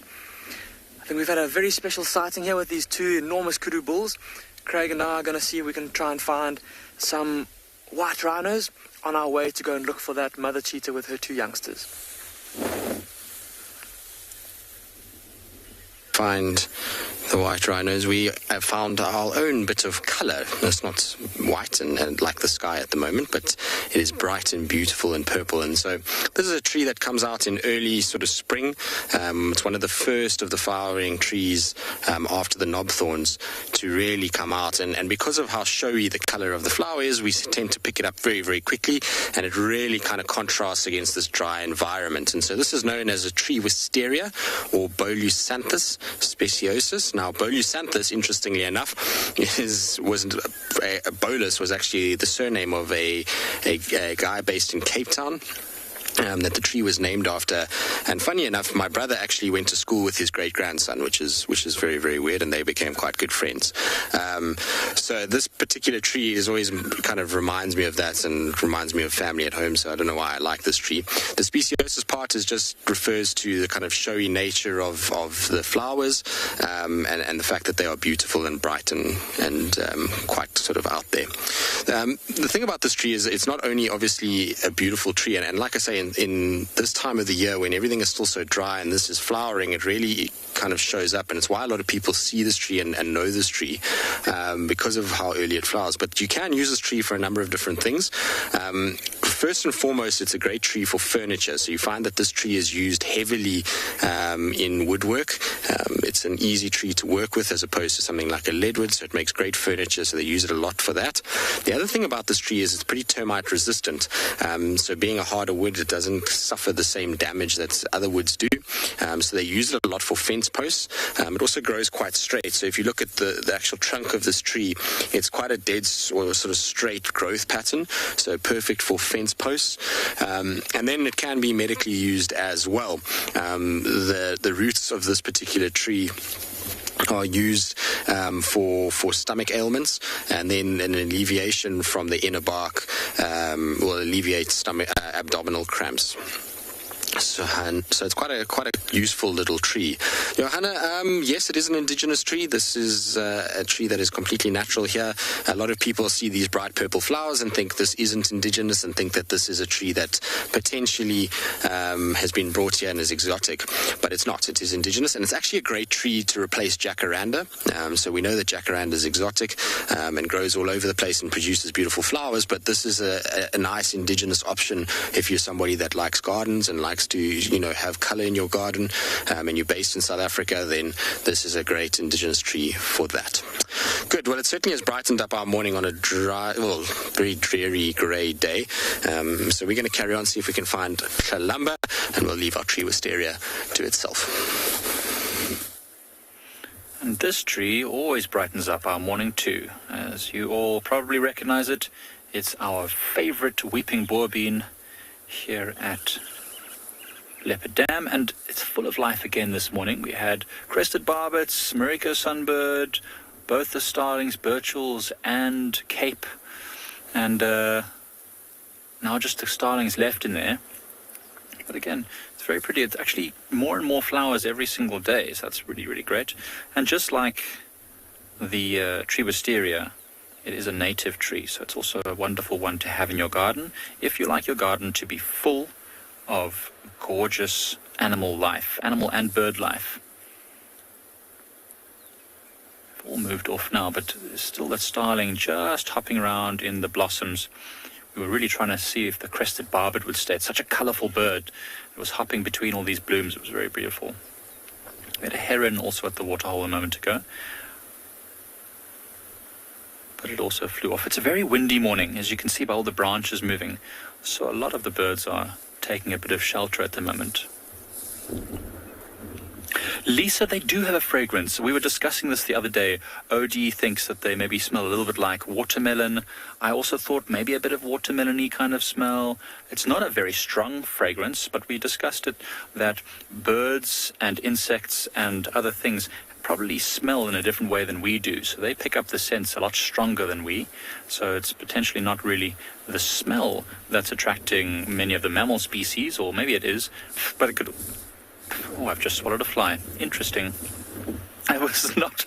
That certainly didn't taste very good. I'm not going to lie to you. Sorry, excuse me. Well, the colors of these flowers, I think, are what is attracting more of the animals. Goodness gracious me, that poor fly. I feel terrible for him. Or her. Or it. But look at the colors there. You can see it's gorgeous. A bright cherry red blossom, so that from a distance many of the creatures that would be interested in in these plants would see it from a long way away. Oh, there goes our heron. Oh, never mind.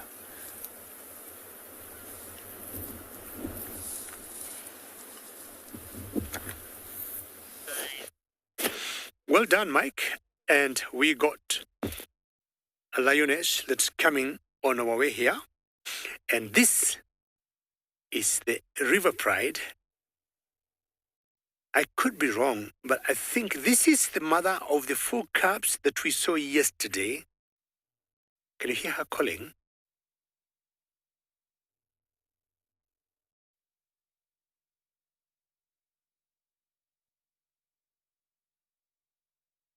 Or does she got the cubs with herself? Not very far from where I am, I got 3 other lions. But let's find out where she wants to go, because she's coming straight towards me. Which of course is very beautiful. We've got light on her face. Weaving through the elephant grass. Some of the most iconic cats of Africa. And remember, we're coming to you live from different locations of Africa. I'm currently in the Masai Mara of Kenya. And please talk to us, send us questions, comment, as usual, hashtag World Earth, or at FC in the comment section of the YouTube chat channels. We'd be happy to answer your questions or acknowledge your comments. Very slowly and surely she stops there, either to look back from where she's coming from. Not sure exactly what she's looking at. Then she marches ahead, and most likely she wants to come and join the other 3 lions on my right. At one point, you're going to show them to you. I've always looked at the lionesses and the lions in the Mara and tried to compare their size.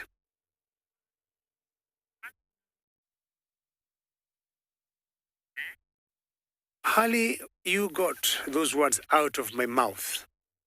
And I was just saying, I was trying to compare.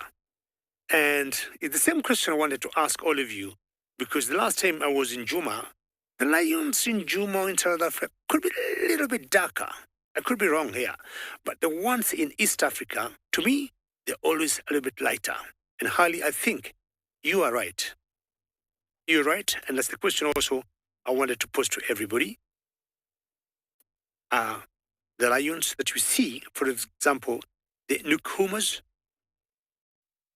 compare them to all the other prides we show you here. The ones here look a bit lighter.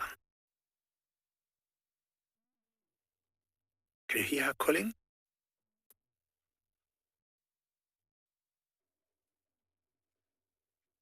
That is the mother of the 4 cubs that we saw yesterday. And apparently it is in this den where she gave birth. What I think she wants to do is just to loop around. Then I think she's calling them because I haven't seen them. Then she's going to come out that way. And yesterday I thought she relocated her den because she walked a good 5 kilometers from this particular den here, where I think it's the natural den of those cubs, and she went to a new den. I'm surprised she has come back. So what you want to do is just to sit here patiently, and I wait and see if she is going to pop up at one point.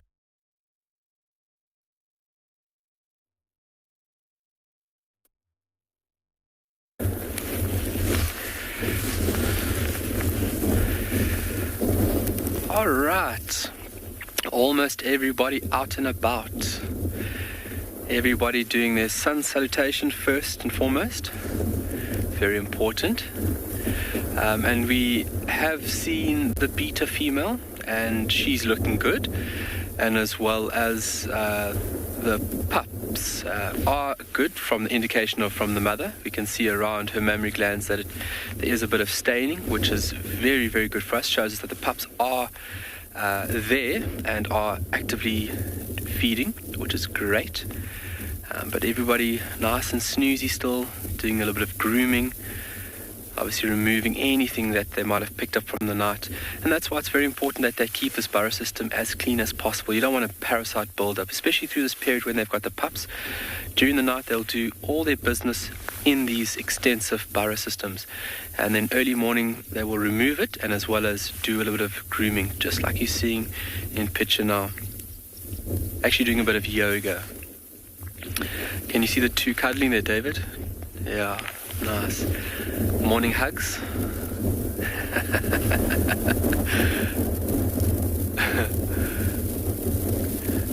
So one member is still down there. It could be the babysitter. Yes, it is. I can see. So the beta female would be the one that would be on the far right-hand side of the picture and closest to you. And that's the beta female over there. So we've got one individual that's still downstairs. Wow, big yawns. We've got a bit of wind. That's good, keeps things a bit cooler throughout the day. So we're not too sure if these little puppies are going to come out today. Obviously, being so small, they really feel the elements. And that's why these extensive burrow systems are very important for good health.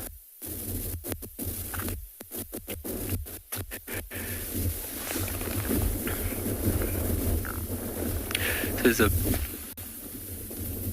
anti-eating chat also on the top here, Dave. Just focus on the anti-eating chat there.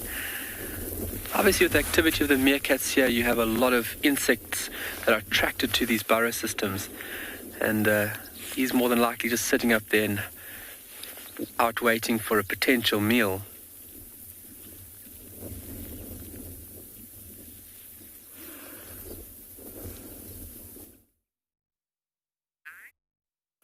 Well, ladies and gentlemen, just look at those 4 cubs, bundles of joy, and I guessed right.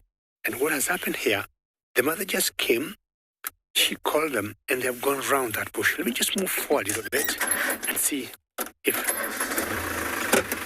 you're going to catch up with them, because they just gone round this bush, and they're not very far from where I am, and this is absolute joy. You're going to see them again. Turn around. Okay. I think Bungay says we just turn around because I think they have gotten with the mother on the other side. Hold on for 2 minutes. We just have to reposition and follow the mother. We have a saying where I come from, if you want some honey, follow the bees. But sometimes you follow the bees and you get stung. Now this time, I'll follow the bees and hopefully get the honey. Just bear with me for another maybe 30 seconds.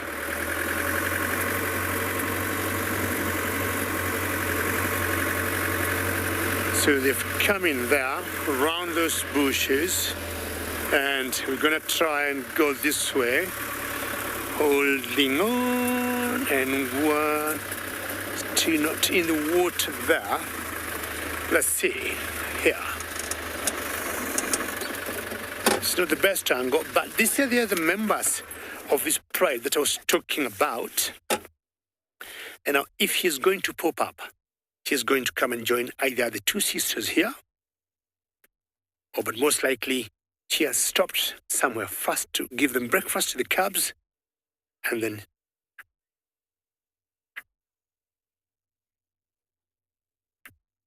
while you're saying adorable, yes, truly adorable.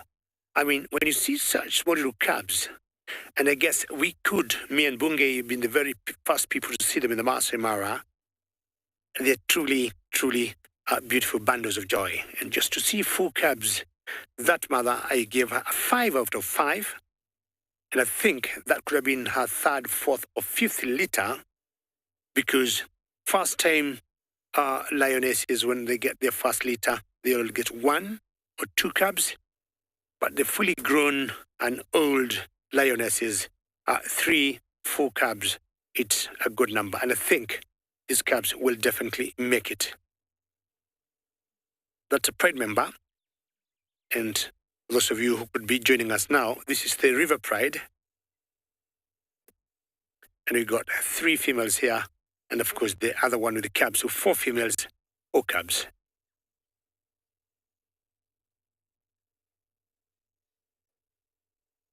I would imagine right now they're all suckling.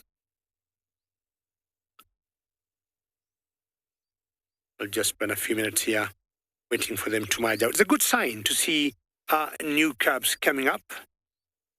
Procreation doing very well with the Lion's Kingdom here in the Mara. And patience, yeah, it's very important. I'm just going to hold on here a few more minutes, hoping to see those cubs re-emerge.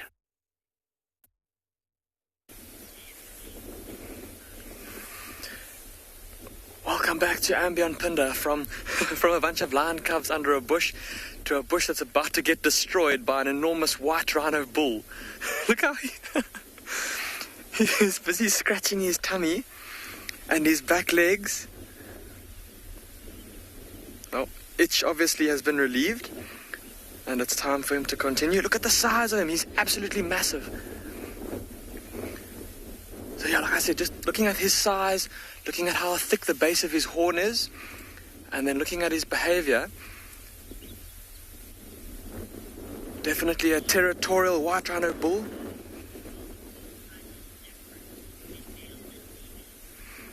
Copper, you're asking if there's a difference in horn size between male and female rhinos. Copper, there is a difference in terms of the thickness. So like we said, this bull's got a particularly thick horn. And because rhino bulls will use their horns for fighting with each other, they're often very thick at the base. And even in dehorned rhinos, like the rhinos here at Ambient Pinda, that base of that horn is still noticeably thicker in bulls than in cows. And then in terms of the females, because they use their horns for defending their youngsters, they're often a bit longer and a bit thinner. And so that's not 100% of the time, but often a noticeable difference in terms of the horns between male and female rhinos. But look at how he's got his nose to the ground, just like that lioness did earlier, following a scent. We've come to a prominent water source out here in the open plains, and there's a lot of dung all around us, a lot of white rhino dung from all the white rhinos that have been coming down here to drink in the evenings. And this big bull, no doubt being the territorial bull in the area, he'll be smelling all the piles of dung to see which rhinos have come through here, to see if there's any females, maybe females in estrus that have come to leave their scent for him to follow. Or perhaps there have been some rival bulls desperate for water that have come into this area to try and get something to drink.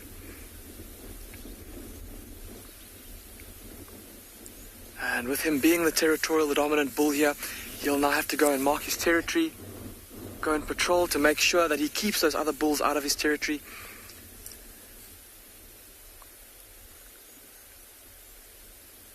And if there is a female in estrus, he'll probably go and try and look for her. And that's something that a white rhino bull, a territorial bull, will be doing at this time of the day when it's still nice and cool, and while the temperature allows for him to do that. And he's just gone behind that bush, off on his territorial march. Now, exciting news, apparently another vehicle has managed to find that mother cheetah and her two youngsters, and so we're going to go make our way in that direction to see what she's up to.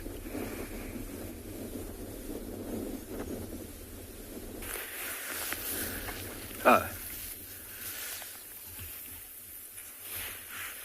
All right. Something was mentioned. You mentioned now that it looks like they are standing at the bus stop.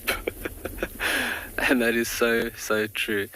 A few of them are standing at the bus stop, and then some of them are sitting in a lazy boy. David will show you right now what I'm talking about. He is just chin-chilling. He's actually sitting on his bum and leaning back. Oh, wow, that's funny. But no signs of the pups. I took a close-up. I just walked close to the burrow just to kind of peek into the actual entrance. I don't see anything. But the beta female on the far left-hand side, you can actually see the stains around her nipples. So like I mentioned, that's a very good indication that these little pups are doing just fine.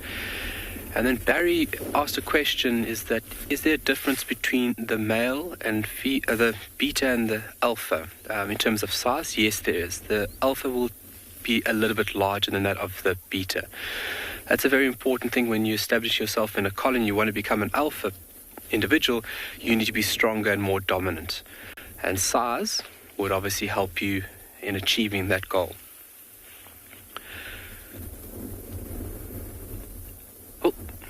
What was that? What did you see? So you can see that they are very alert. The wind like this does affect them a bit. Obviously, if you think about you just walking in the open and wind rushing past you, you would have quite a lot of disturbance. So they need to be extra careful. If this wind continues when they move out today, they need to be extra careful for any predators.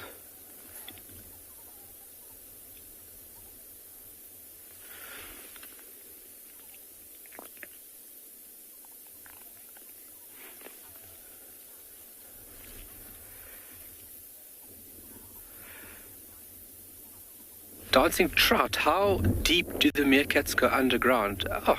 These entrances would lead down into the ground about half a meter or so, maybe a little bit more, and then they will be connected into central chambers, and then those chambers will branch out into other entrances.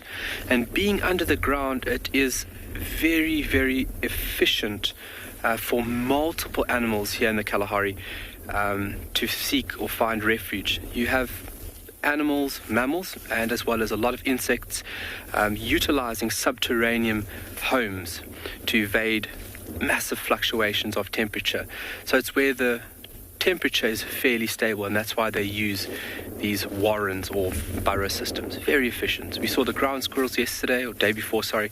They also use these extensive burrow systems, which they could sometimes coincide and live with the meerkats at a given point. But a very, very nice, stable environment for them to be housed.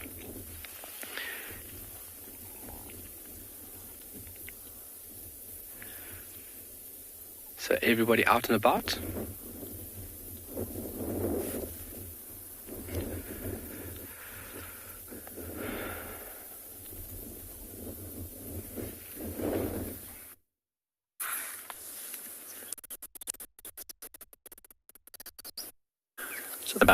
So we've done a full tour of Pride Lands. We've gone to all the different dams just to see if those wild dogs will pop out somewhere. They haven't as of yet.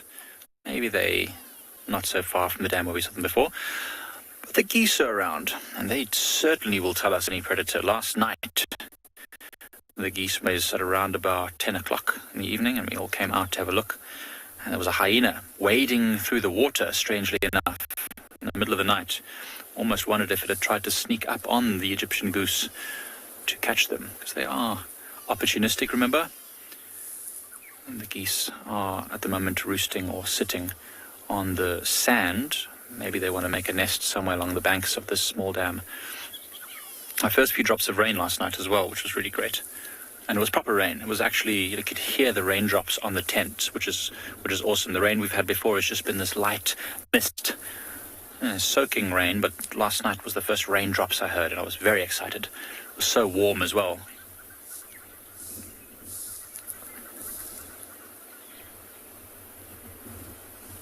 Pete, right now, the dam is pretty much as low as I've ever seen it before. And in another month, if the elephant herds keep coming here and drinking, it's going to be significantly lower still. But what's amazing about this particular dam in Ndlovu Dam is that the drainage line that it is on has no other dam. It will literally fill up in one big downpour. I think last year, around about November. By November, the dam was overflowing. So it was very early in the season. So I think it will happen again this year. I suspect we're going to have a good rain year. I feel like we should. After 2020, we should be, after the beginning of 2020, we should be expecting some more positive stuff to happen. So, Pete, I think this is about as low as I've seen it, but it'll get fuller. It's quite deep in the middle there still. I think all the elephants that keep going in there and swimming and bathing and doing all sorts pushes all the clay out to the edges. Oh, there's a lilac-breasted roller that's just come down. Looks like it wants to catch just in front of you there, in front of that little white pile of dung. Do you see that? Just to the left there. That's it, Odie, you've got it. So you see the lilac-breasted roller? Look at those beautiful colors. It just flew down quickly. I think there are lots of bugs coming in and out of the cracks in this dry clay. And this roller is just hoping to catch one. I think it's missed, though, unfortunately. He missed the kill. Try again. What a gorgeous bird, though, especially sitting on that dark, cracked clay. That lilac breast, the turquoise green head, the white stripes, royal blues on the shoulder. It really is a spectacular bird. I mean, we see it all the time, and often we take it for granted. But when you look at it in this kind of situation, you realize it's just so perfect. How did anything get created that was just so perfect? It's a fancy dress bird, Rebecca. You're so right. So this is one of my favorite birds. It's not my favorite bird. My favorite bird is a black-winged kite. If you've ever seen one of those. Deep red eyes, snowy white with the grey wings and shoulders. Super nice. I've actually seen one recently hovering not over Pride Lands but just nearby in the town of Hoedspruit. But the lilac-breasted roller is always a wonderful one to watch, especially at this time of year now when they're starting to do their courtship displays. Now the name roller comes from the fact that it rolls its body from side to side and it does loop-de-loops and all sorts of crazy aerial acrobatics to show off all of its colors and its agility to rival males and also to impress the females. So that's where the name roller comes from. And they're really fun to watch when they start doing that. In fact, we heard one doing its raucous call recently, but we didn't see the display. It was a bit far. I always liken them to modern-day pop stars. Now, this might be an unpopular opinion, but, you know, always the music videos and the makeup and everything is just spot on, like this bird. But the sound of this bird is not great. So just like pop stars, in my opinion. Does it sound like, oh, Rebecca, I can't do the call. Oh, I'm trying to think, like a file. If you use a file on a piece of plastic, if you use a file on a comb, it's like rap, rap, rap, rap, rap. I don't know if that was the weirdest sound I've ever made, I think. Ah, she's so good.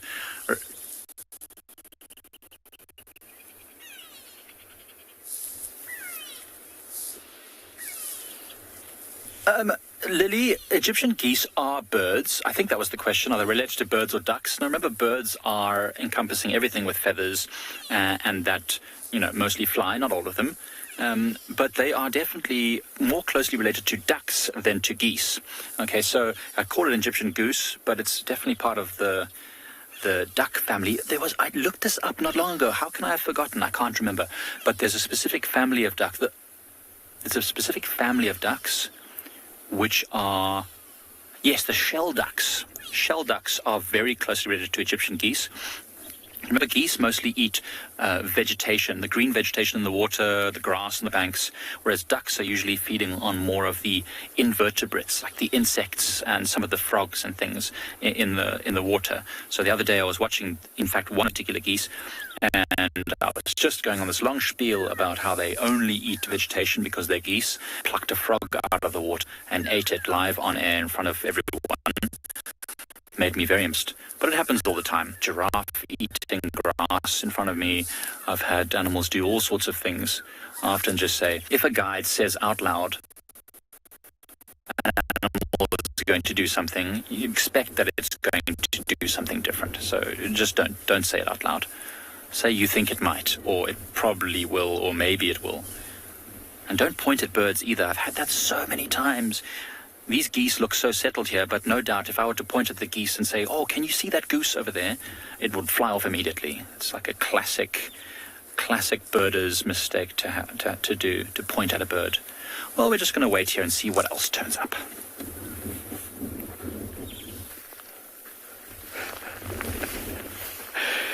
If you ever point at a bird, it'll fly away. We have been having and experiencing that over the past few days. Every time we stop at a bird and we just get focused, off it goes. Like they know. Must be camera shy. These little guys are definitely not camera shy, showing us what they're all about. And so now where David's got you folks positioned, you can see the great surface area that the chest and belly would be for these little animals to expose enough solar radiation very quickly. It's a very efficient way on how these animals warm up. And as you can see there in the picture, that the tummies and the chest is darker than the rest of the body, allowing them to absorb a lot of sunlight very quickly and for them to warm up after the cold, chilly nights. Obviously the nights do get really cold here. In winter we below zero almost every night. Now coming on to spring and summer, it does warm up a bit, but the quicker you can warm up, the quicker you can be on the way. Everybody's still very snoozy, sitting around the burrow. They haven't moved much.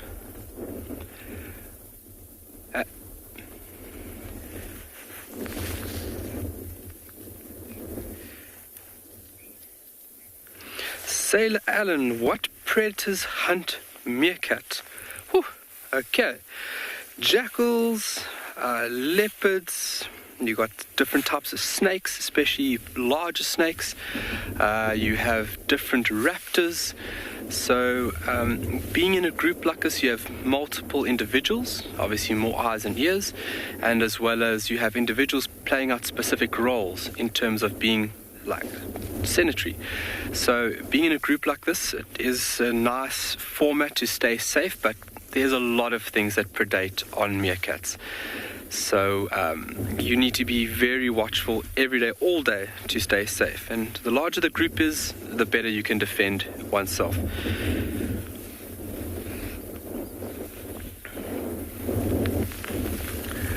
Beautiful scene, huh? Look at that.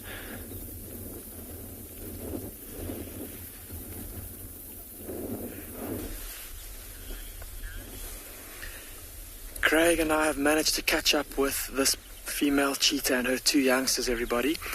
There's Mum, sitting in the long grass there, with a beautiful plain stretching on beyond her. And just to her right are her little cubs. Or well, at least one of them. Now, looking at all three of them, they're all breathing pretty hard and panting quite a bit. And I had a look at the mother's belly when she stood up, and it looks like it's really full. Her face also has a bit of blood on it. So it appears that they have, or at least the mother, has made a kill. And perhaps it isn't far away. Those two cubs are quite close together there, and they keep lying down there. I wonder if that's not maybe where the carcass is, and they're busy feeding on it there.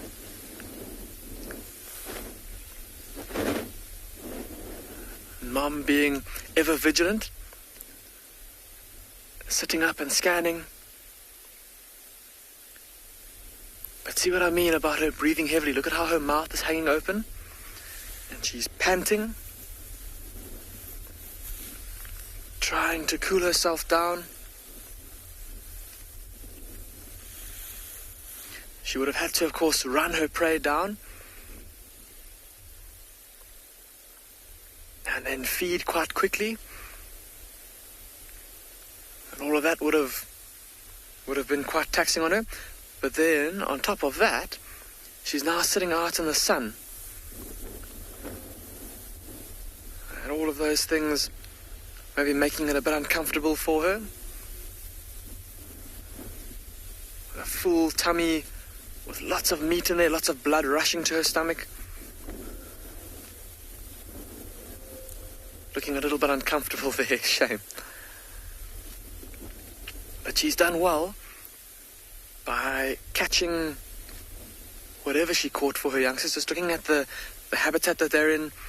There's a couple of thickets not far from here. This open clearing. I wonder if there weren't maybe some impalas that were resting out in the open here.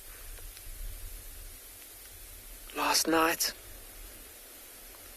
maybe early this morning, she moved through here and was able to catch one for her little ones.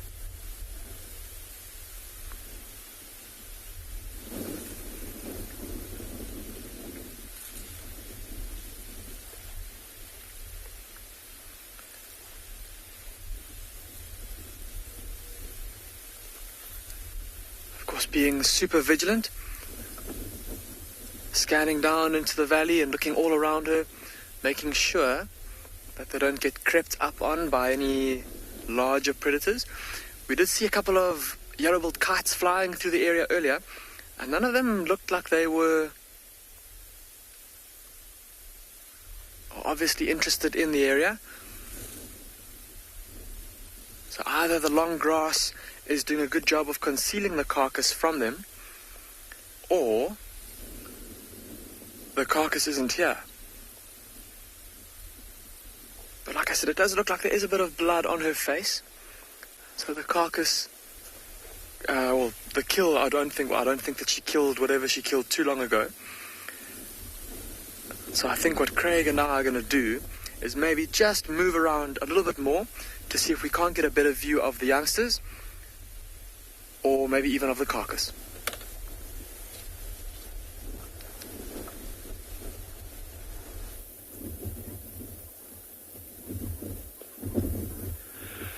All right, one or two members have taken up the task of doing a bit of maintenance. We've got a bit of grooming going on.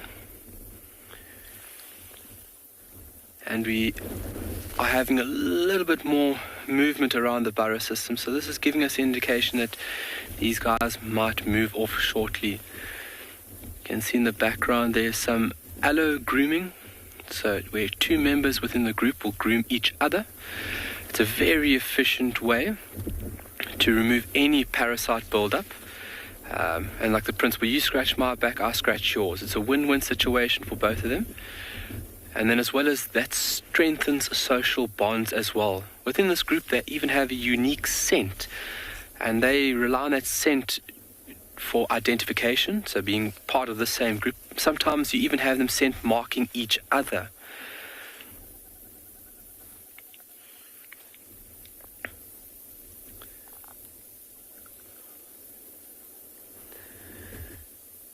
Getting everything in order before we go out for the day's foraging.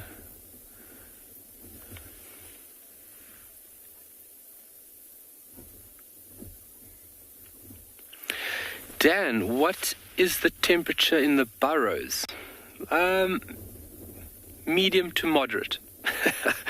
It would be cooler than that of the ambient temperature, and as well as stable. You would have about 2 to 3 degrees cooler under the ground, so within this warren system or burrow system. And obviously very efficient to keep your body temperature at a stable through big fluctuations of cold and hot. They use these warrens to evade very cold periods and then also to stay safe at night. And then it's a brilliant space, to rear young pups, obviously being very, very vulnerable to climatic changes.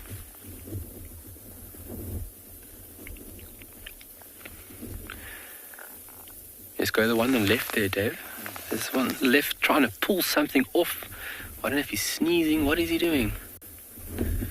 Oh, you can see how he's using the front part of his teeth.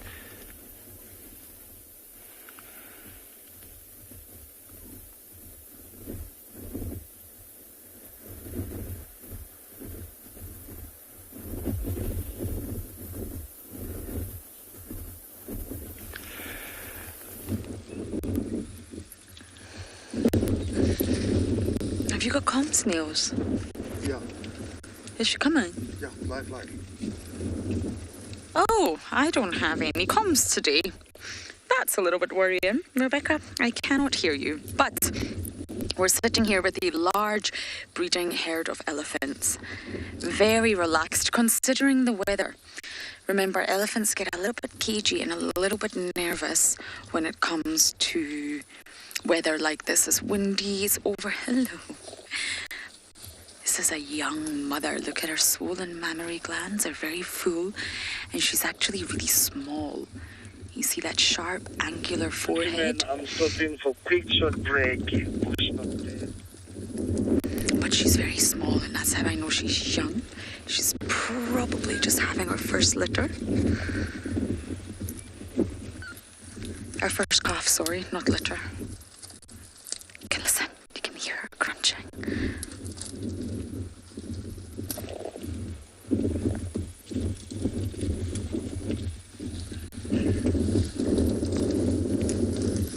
Look at this youngster Niels over here. He's so sweet. This is the largest herd I've seen in a while. And this one's coming close, this female's coming close, and look at her tusks. She's got a broken tusk over here, Niels. You see? The one on the left is very, very curvy and upturned, but the one on the right is almost non-existent.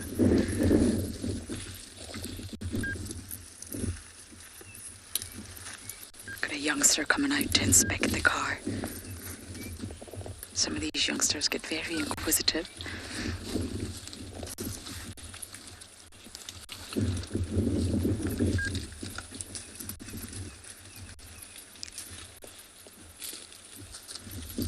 So lovely. I wonder what happened to that mama's tusk.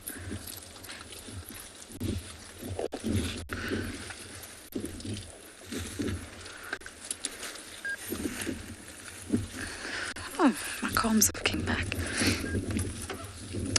Beverly, I never see oxpeckers on elephants, really. I mean, I have seen them attempt to land on elephants, but they really don't like it. And the oxpeckers will chase elephants away. I mean, the elephants will chase the oxpeckers away.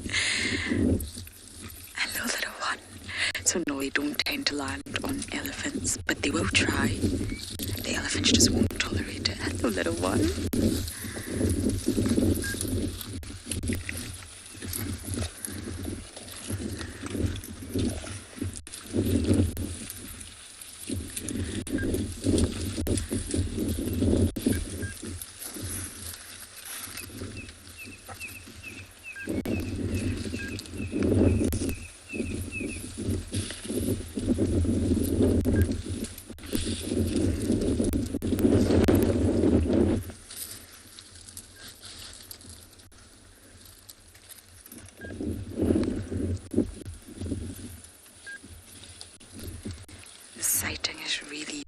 Lovely.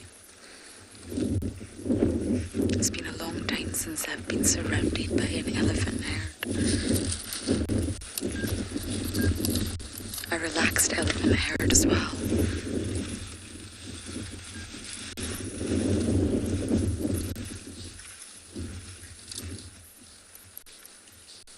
Although they have remarkable hearing, they don't like wind. Even for humans, we struggle in the wind. What are you saying? What are you saying? Struggle to determine where that sound just came from. I just heard a leopard saw, but where on earth did it come from? Because it's windy. Elephants are the exact same. It affects their ability to determine the direction of sound.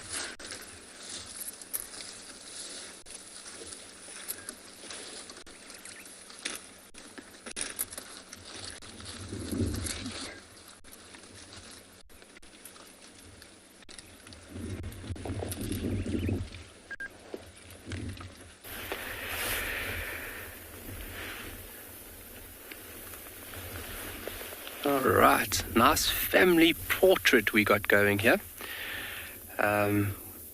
Looks like we'll be moving off shortly. We saw the alpha male drafting off to the end of the burrow, the outskirts of the burrow system, and the activity from them has increased tenfold. Definitely looks like it's time to move on. And when they move off from this burrow now, it'll be for the whole day. Only returning here late this afternoon.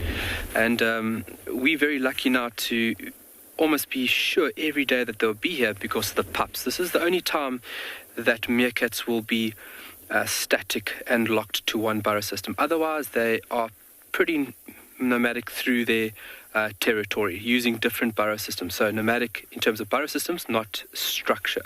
They are territorial, and they have multiple burrow systems that they would use day to day, depending where they are. Also, it'd be from the alpha female. She would decide where and how they go.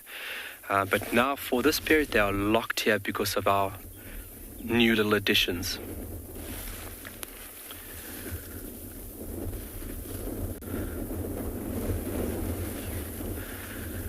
Some more grooming going around the background.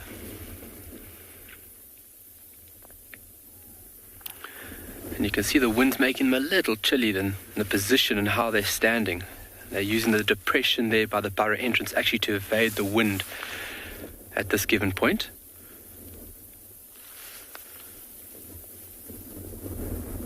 Wow, that is absolutely beautiful. The light, the scenery behind it, great. Morning yoga. I've tried to do that once or twice, didn't succeed.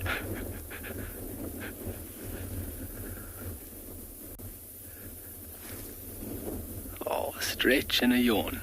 Wow. So in that yawn you would have seen quite an arrangement of teeth. Obviously being carnivores, they've got distinctive dental structure that enables them to obviously consume other organisms. They are carnivorous, they are carnivores, so eating all types of insects, little reptiles that will make part of the majority of their diet, and those teeth coming in valuable when it comes to taking down a little prey item. But then also it's perfectly designed now to move through the fur and remove any external parasites. Ticks and fleas would definitely be the main culprits here.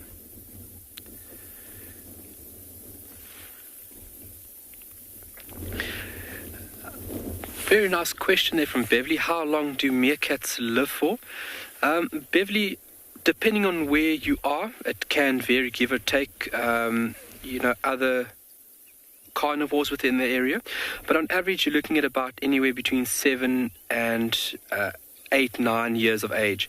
There has been recordings of meerkats living up to 12 years, which is quite long for such a small organism.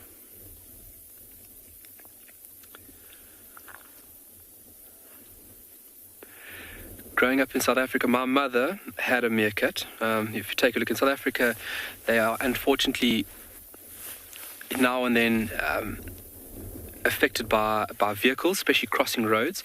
And you would find a lot of the time people actually picking up the pups and taking them home. Growing up, my mother had a meerkat. And, through the 5 or 6 years we had it, it didn't like me. It can be very attached to something or to someone.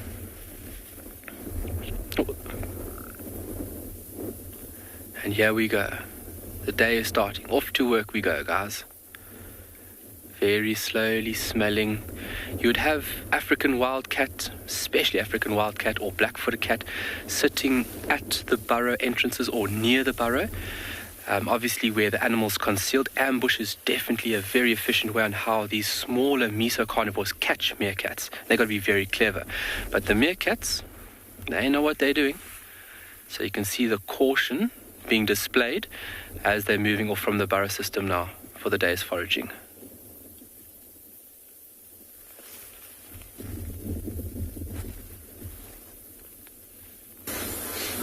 Well, we're busy foraging, trying to find where Tlalumba's gone. We've lost her tracks in the block, and so as we were walking along, we came across these guys' tracks, which always is a good wake-up call to be a little bit more alert and pay attention. But this is obviously urine and feces for buffalo.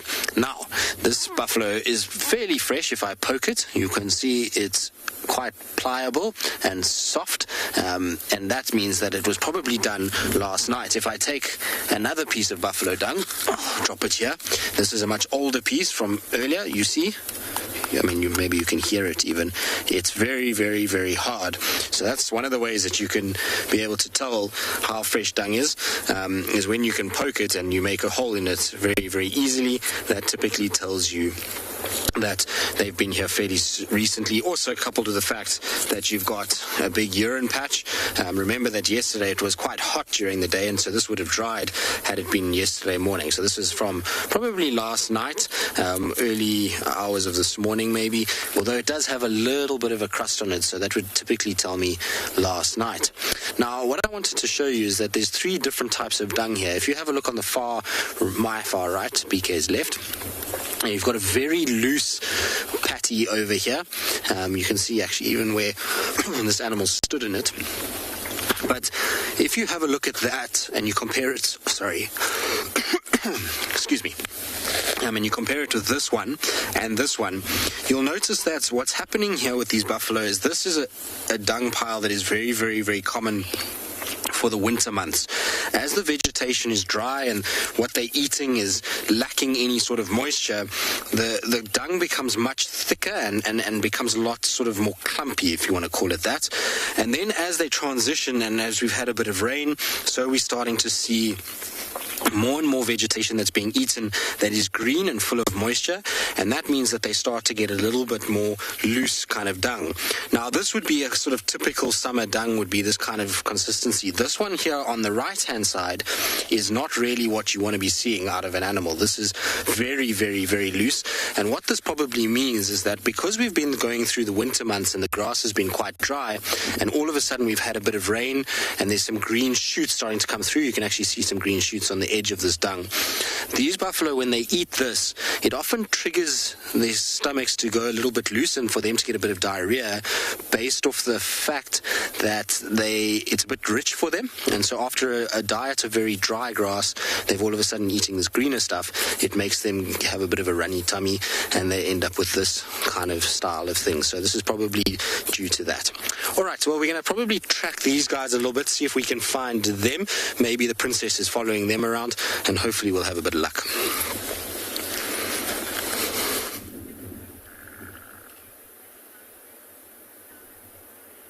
We've found an awesome little bird. It actually came and landed right next to our vehicle as we drove past.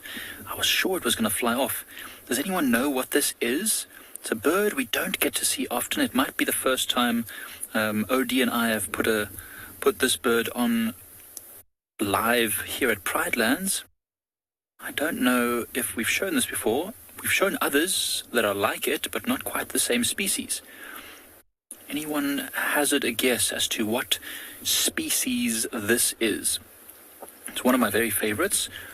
They are not always found near water, although sometimes some of the family can be found near water. This one is one of the smaller varieties. It's very windy. I'm surprised it's sitting on this prominent branch, but I suppose it's looking for whatever it might be able to catch. Anything moving about, although in this kind of cold weather, the food that it eats, which is mostly insects, is not going to be moving around too much. Well, I'll let you know what it is. That is a kingfisher. Which kingfisher is it, though? Is it a brown-hooded?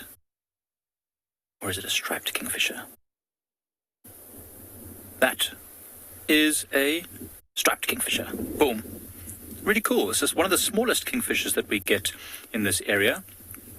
And We don't see them often. And literally here, I haven't even heard one for a long time. So it's very similar to the brown-hooded kingfisher, except it's got these stripes all over its flanks on the side underneath the wings. You see those stripes? And then a very prominent dark band that goes from its eyes all the way around to the back of its head. Almost looks like a thief wearing a mask, or a ninja. Maybe it's more like a ninja. So this striped kingfisher has puffed itself up in order to keep itself as warm as possible on this fairly cold and blustery morning. By doing this, it actually traps air against its body and then is able to insulate itself from the coldest of the weather. So there you see, as it turns its head, the black or the dark upper mandible and the very red lower mandible, or part of its bill, and that dark stripe on its eyes. That's so cool. Mostly eating insects. Some of the other kingfishers, like pied kingfishers, will eat fish, giant kingfishers as well. But this one has decided, because I'm a bit smaller than the other ones, and lots of other kingfishers are catching fish, I'm just going to go and eat insects here in the bush, where I'm not going to be bothering anyone. That's so awesome.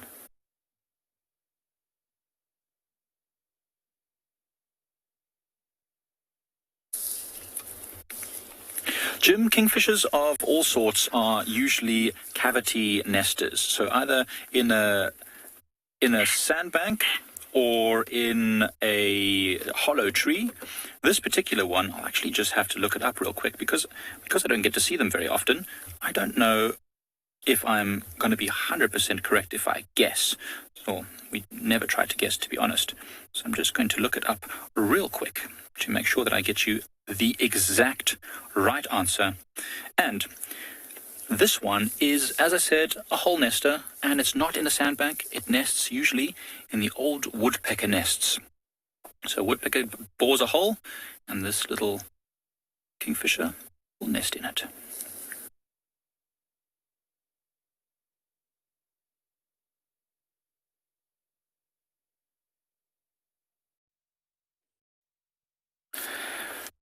It's very nice to hear about kingfishers, because most kingfishers, as people might say, they all like eating fish and getting some stuff from the river. But most of them are inland. They live, you see most of the time them in the bush or in the forest cover. We have an eland here, Africa's largest antelope. Look at him. Gray. The male eland will tend to be gray, tend to change color once they age. So I'll definitely say this is an old one. Good morning, viewers. My name is Timothy Leperes. I'm joining in, taking over from Gigi. A good welcome this morning from the Mara. We've seen a lot. Baby cubs, and lots of buffaloes. What a warm welcome. And also looking forward to see baby Jasiri. I hope Gigi will show me the trick and where to find baby Jasiri. So coming back to the eland, he is quite relaxed, chewing the cud. And not far from this bull, we have about 2 females with him. As you may know, elands are very big antelope. They cover a wide range. And another fact about elands, they are the highest jumpers across the savannah. They can jump over 6 feet. Actually, shy antelope, because when you try to get closer, we are a little bit far from them. If you try to get closer, they'll tend to walk away. This is because of their heavy body mass, which will rather be very, very strong and unique, because when a predator approaches, they tend to go away because it will be easy for them to be caught.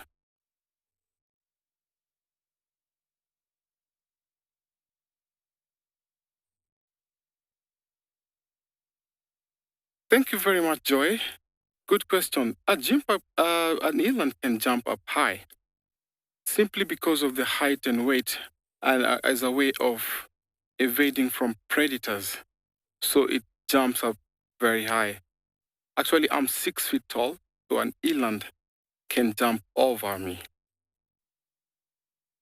He's turned back around, still looking at us, not sure what we are doing. You can see the hanging neck, which we call it a dewlap, which is very, very important.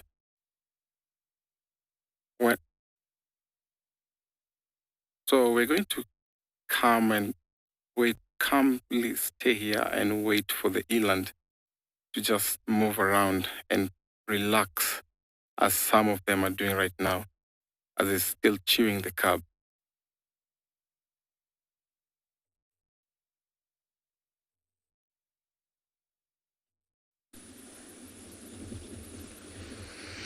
What amazes me about elephants every single time I come across a herd is the way that they communicate. Now, non-verbal communication fascinates me because there's different ways to communicate non-verbally. It can be visual, it can be tactile, it can be audio, and of course for many of the animals out here it can be chemical, just like leopards. We talk about that a lot. And I grew up surrounded by deaf people, and I was taught sign language, British Sign Language, from a very early age. So it was entirely normal for me to communicate with other humans visually. Just because I was such a young girl, it was just normal. If I didn't want to talk using my mouth, I would just communicate using sign language.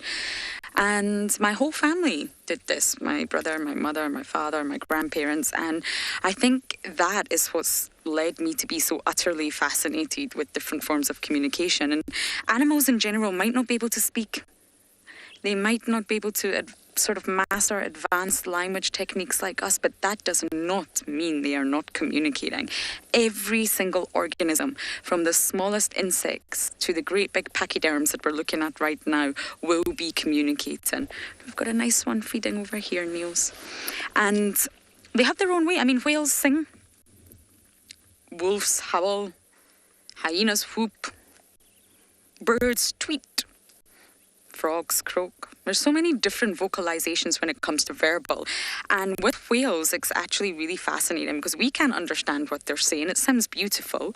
But one study actually showed that the blue whales, the largest of them all, they produce different patterns of pulses, tones, and pitches depending on where they're from. So if you've got some blue whales from sort of Patagonia area, and you've got another group of blue whales from maybe the north of North America, even though they're the same species, they're both blue whales, they will not be able to understand each other, and they call this dialect. So they're communicating in the same way, they're using the same verbal form of communication, but they're not able to understand each other because they're speaking different dialects of whale song, which I just think is absolutely incredible. And elephants here, the largest of them all on land, are always communicating. We just can't hear it. Right now, this herd could be continually talking to one another. We are just completely oblivious to it. And that's, there's one about to walk in front of the car, Niels. And that's a big reminder for me. Animals don't always communicate in the way that we think they will. They'll use chemical cues.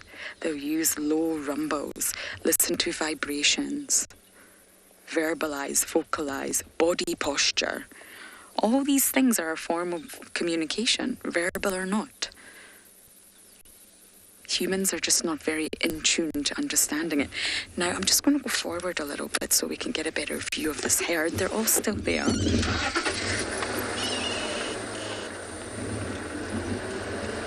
Humans are so visual. It's our primary sense. It's what we rely on. We give people eye contact. We look for body language. We're such visual beings that sometimes I feel we forget that there's a whole other sensory world out there.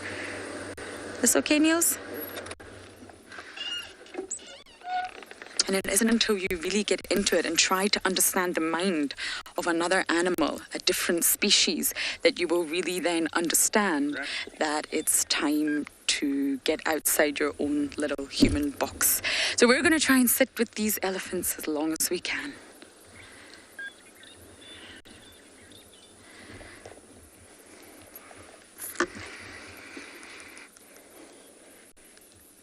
We're busy watching very, very clever little system happening. And what you've got here essentially is a little ant lion pit trap. But these ant lions are quite smart because they've put their little pit traps right in the middle of a colony of ants. You've got multiple different holes that are all over the place where these ants are going in and out. And you can actually see them kind of moving around at the moment. So where their pit traps are is in a great position. They've managed to somehow secure themselves in amongst all of the ants that are moving around. But these guys are super, super interesting. Obviously, they make these little pit traps purely designed off the fact that they are going to make a sort of steep side of loose sand that when this ant comes in, it's not able to scramble its way out. The sand just gives way and the ant falls in. And if you look in this one particularly, it looks like there is a dead ant inside there. So this particular ant lion must have had a bit of success. And how it would have done this is as soon as the ant falls down in there, the ant lion makes its way up to the surface after burying itself, and it grabs it with its jaws. Now, in those jaws are these little hollow areas that will inject an enzyme that will liquefy that ant, and through those same little hollows, they then basically suck out the inside of the ant. And once they're done with it, like this one will probably be soon, they actually grab the ant and they throw it, and the ant will then land somewhere close by and clean out the nest, and then they'll rebuild it. Now, these ant sort of pitfall traps can be built within about 17 seconds. That's how quickly they can put them up, which is pretty amazing. And if you disturb it, you come back in sort of 10 minutes. Generally, it's completely rebuilt and sorted out. Did you see there? It actually moved. That's very, very cool. The other interesting thing about these guys is that they obviously start out in the larval phase, which is what you're seeing here. This is as a larva. And so to go from the larval phase to an adult normally takes about 3 years. Now, that's not that long for insects. There's a number of different insects that obviously are in a sort of larval phase for longer. But what's amazing about these guys is that they actually have a sealed anus. Now, that might sound very odd, but these guys cannot poop as a larval stage. So unlike the buffalo that lays its poop everywhere, these guys can't do that. So they store their poop until they pupate and become an adult. Once they're an adult, they will then defecate it, and it'll be in the form of a little white pellet that they defecate, often just after emerging as an adult and spreading the wings, which is pretty crazy. Now, imagine not being able to go to the toilet for 3 years. I'm pretty sure not a very comfortable situation to be in. But pretty cool to see. And like I say, these guys have positioned themselves perfectly well because they just have so many food items that are going to be falling in there as they go. I don't think these guys will go hungry at all. Like I say, positioning yourself between the ants sort of colony is the perfect place. All right, well, we're going to leave this ant lion to finish off its meal and to eject that ant and carry on, see if we can maybe find these buffalo.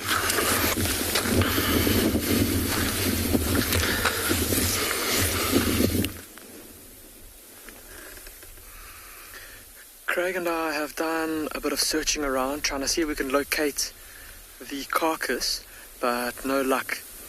And this mother has now taken her 2 youngsters into the shade of this tiny little shrub. But it's all that they've got out here in terms of shade.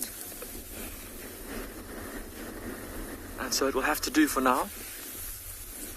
I'm wondering if perhaps they didn't maybe kill something, perhaps even yesterday evening or really early this morning, just after sunrise, and maybe something disturbed them and they moved away from the carcass.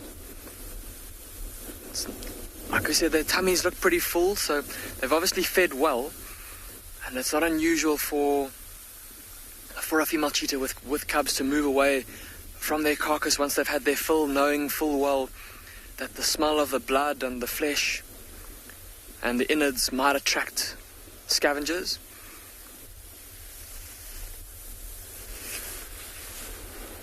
Have a look at that little cub just on the other side of mum, nestled cozily away in the shade.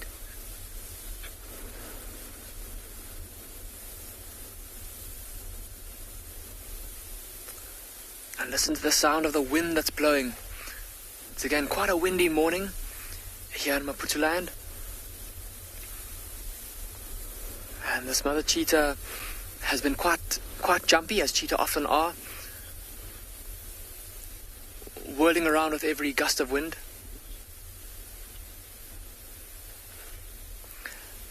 Danny, you're asking what is a cheetah's spot pattern?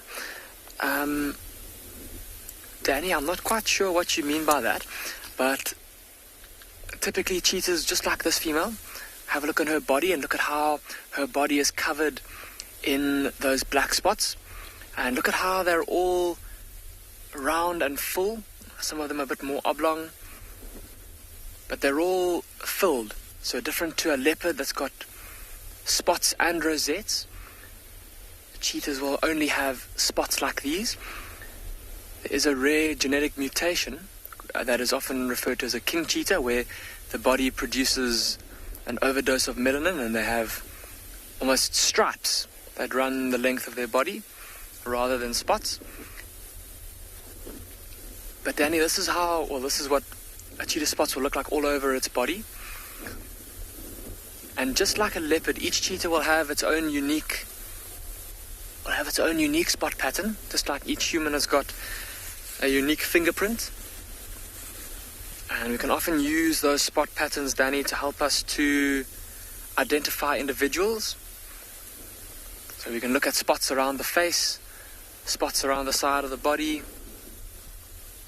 and each cheetah will have its own unique spot pattern. These spots, of course, helping them to blend into their surroundings, into the long grass. Isn't that beautiful, though? Mum and her son sitting side by side, looking off into the distance. It's been quite some time since I've seen these particular cheetah cubs, and my goodness, but they've grown since the last time I saw them. They are now approaching around, or just over 5 months old.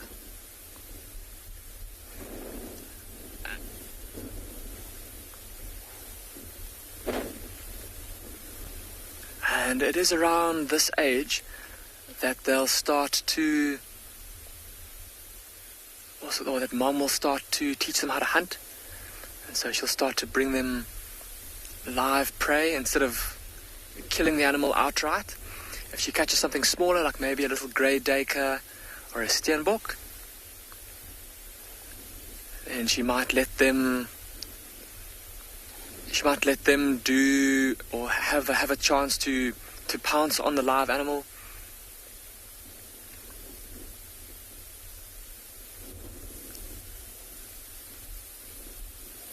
And I think Craig and I are going to sit here for a bit longer, just to enjoy these cheetahs. Like I said, it's been a while since I've last seen them, so I'm definitely not going to go anywhere.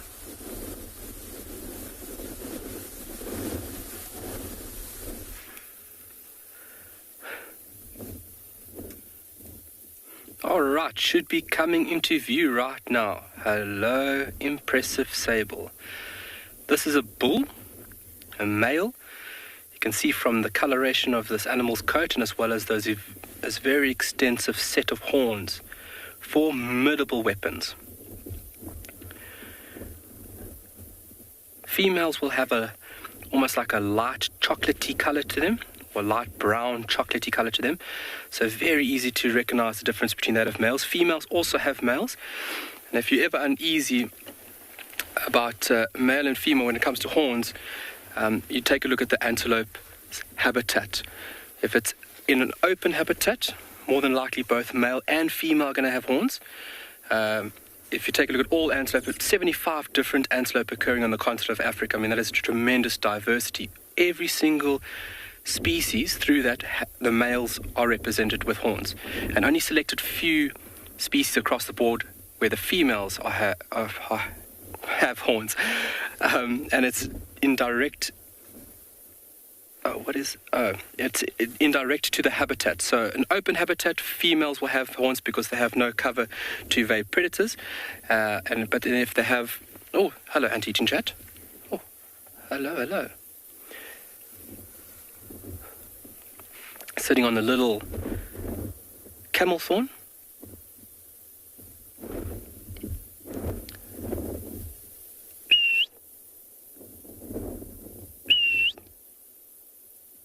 Okay.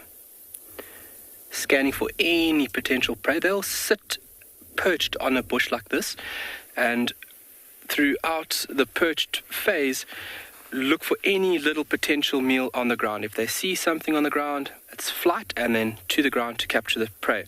The behavior is referred to as gleaning. A few different species of birds displayed. A very efficient way of finding potential meals.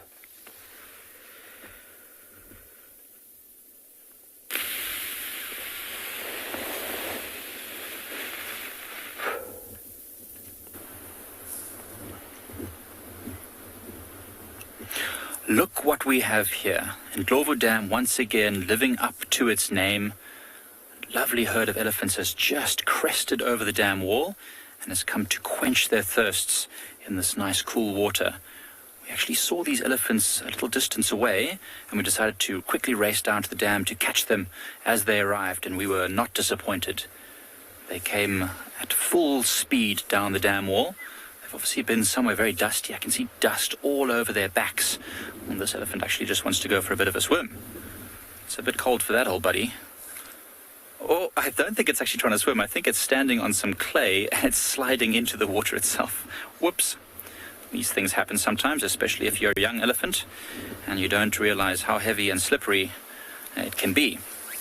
Now, what's amazing about this is that we haven't actually seen the elephants at the dam, or heard of them anyway, for a couple of days now. So maybe they've just been exploring the other portions of this area of the Greater Kruger and Pride Lands, and now they're just coming through to have a bit of a drink. Now, what's interesting is I don't actually recognize this group of elephants. Normally we have two very specific herds that come in and out of the Ndlovu Dam area here by our eco-training camp.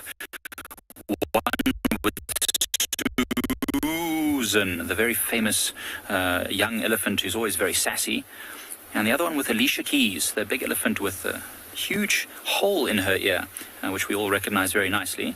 Now, I don't notice either of those elephants in this particular group. So it could be a group of elephants that we don't see very often, which is quite understandable. We're open to the Kruger National Park here, and because of this amazing waterhole, being one of the only water sources in this whole area, it means that a lot of animals can smell this, especially on windy days like this. And they'll be able to come in and it's wonderful. Absolutely. It is very wonderful. I agree. It's a perfect morning to quench the thirst after a few drops of rain. Now this wind is picking up. It's making it a bit dusty. It's very hazy in the sky. It's a lovely morning to quench the thirst. Hopefully, these elephants stick around this area for the rest of the morning and feed on some of these greener trees around the area of our eco-training camp. They often do. One elephant at the back there seems to be moving off, perhaps up in the direction where she came from, or that elephant came from. I wonder which is the matriarch. One of these elephants must be the matriarch of the group. It might well be that female who is climbing up the dam wall at the back there. Perhaps scouting the area to make a decision about which way to go. It's difficult to tell. And there's a young one trying to climb up there as well. Engage, low range, 4x4, you can do it. It's always so interesting watching elephants climb up and down the steep banks of Ndlovu Dam, because they're not the easiest shape animals to get up and down these dam walls. Oh, they look like they're coming towards us now. This is going to be very beautiful. I love it when the elephants walk towards the vehicles like this. Look at that one picking its way very carefully over that very rough and uncomfortable clay terrain. Their feet are well designed for it, though. You see how those gel fatty pads on the bottom of the feet just spread out to take its weight over these rough clay patches. Well, these elephants are going to slowly move here past our vehicle. It's going to be super spectacular. In the meantime, we'll just enjoy it.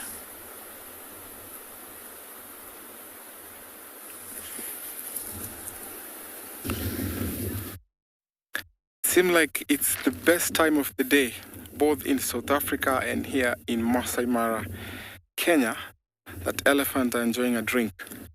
So right about now, these elephants will be going for a drink. So they're slowly walking towards a waterhole, which is not far from the first elephant. Thank you, Bungay, who is panning to the elephant. So they're walking slowly, and because some of them have calves, we can see one that has a teeny tiny calf, and that calf is nursing. So that's the reason why the mom is taking a pause, walking slowly to the water. Now, elephants will have to drink on a regular basis if water is available, especially here, now that we last had the long rains and the short rains. So the area is still wet with lots of water. So elephants here will take an advantage, especially here at the marsh, where we frequently have water and this lush, soft green grass to eat. Look at the tiny calf. Mom is still watching her. Not sure if it's a he or a she, but seems like very interesting, walking confidently towards the other elephants. Now here at the marsh, we have different herds. So elephants move in one family unit where they're led by a matriarch. But where in a common place like this, you'll find different herds congregating to drink. And with that kind of movement and assembly, all these elephants embark and go to their respective families. How interesting is that? Because they are able to communicate through the infrasound which they follow from the matriarch. So every family is able to recognize the matriarch's vocalization. Call it the infrasound, or sometimes they do the vocal sounds like trumpeting or murmuring. So it's very interesting to see this kind of behavior. Look at how our ears are torn. So with a family like this, you find it's very, very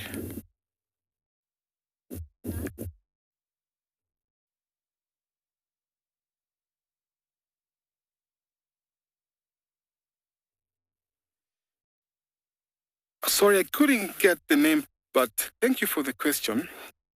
Yes, elephants will split up to form another family unit. I've seen that not once or twice, where a big family has lost a matriarch. So when the matriarch or the mother or the herd leader dies, the second in command sometimes splits up, could be the sister or the aunt, will split up and move on to form a family unit.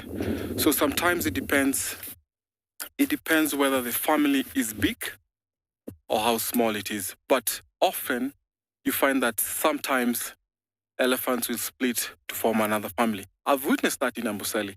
Amboseli is a park further south of where we are. It's a park known for elephants. I'll call it the most researched elephants on earth. So there's some matriarchs that pass on, and some families break up into two. So I think that answers your question very well. So right here we have related elephants. We have, of course, females and younger bulls. See the youngsters playing with the cousins who will definitely be disciplining them. Sometimes the mom leaves the younger ones to be disciplined. So as the elephants walk slowly to the waterhole or to the marsh to find a cool spot to drink, we'll still be here waiting for their next move. and see what they're up to. Since some of them are still relaxing, I can see the young calves are trunk wrestling, which is a common behavior to see or witness in elephants. Oh, I can see some youngsters, they are practicing a mounting game, which is so interesting to see. This is a social behavior. So as we watch here, we still remain here until see what they're up to.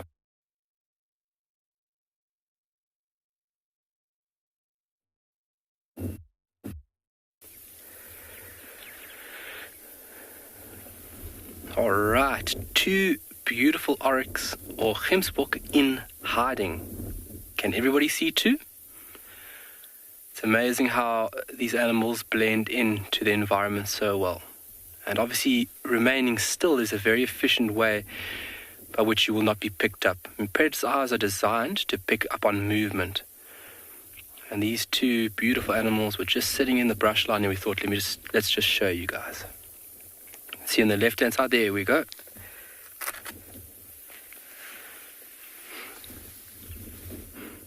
What a beautiful antelope. Gorgeous blackthorn in flower, and then that beautiful red dune in the background. The colors over here in Tswalu are absolutely magical. When it comes to photography or just generally looking around, you have constant eye candy. They've gone into hiding now. Might get a shot if we back up. All right, let's just back up a little bit. Let's see if we can get another little gap of there. You let me know, David. Aha, hello.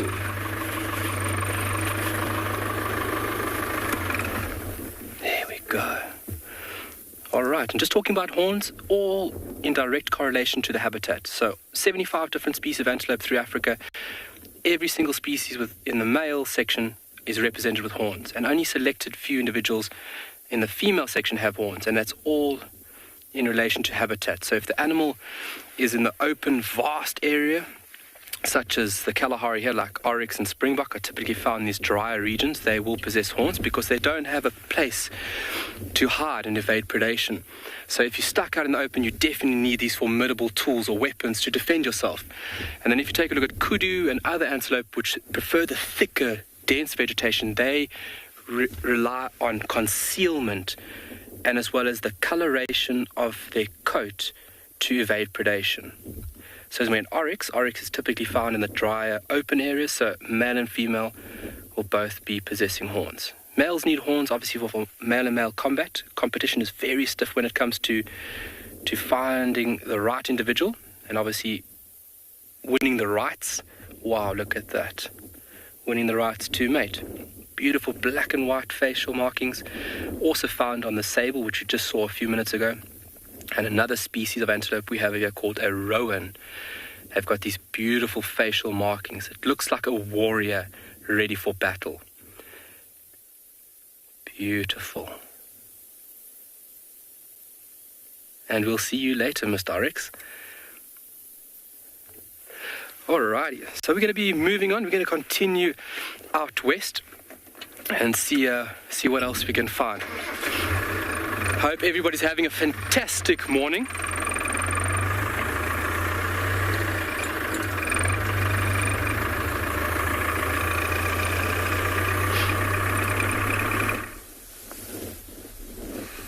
There hasn't been too much movement here from this mother and her 2 cubs. They've kind of been milling around this little kai apple, this little bush. Just trying to get some respite from this wind, but also from the sun. Look at how that one youngster has tucked itself into the shade there and is lying flat on its side, fast asleep.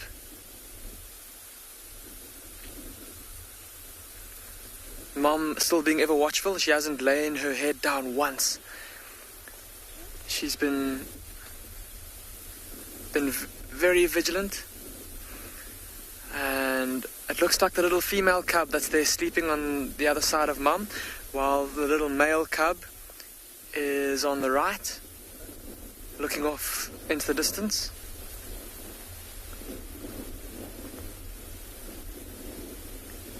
And it's almost like he's been the second lookout, so to speak. He's been scanning off to the right while Mom scans off to the left.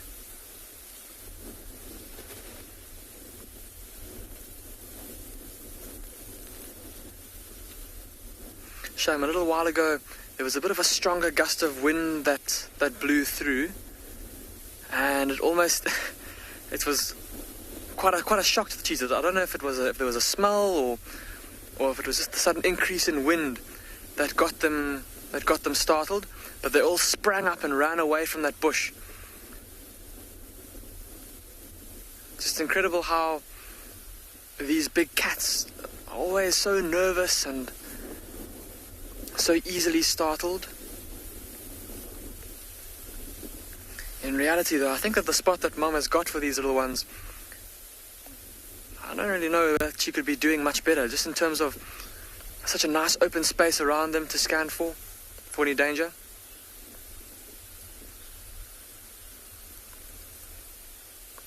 John, you're asking at what age male cheetahs will leave their mum. John, it's normally about the same age for males and females. And it's normally between as young as a year to up to about 2 years, somewhere around there, with kind of the average, I suppose, being midway between at about 18 months. So male and female cheetahs will leave their mothers at the same time. For example, and with this particular litter here, which is a little male and a little female, they will go away together, assuming that both of them make it to the age of independence.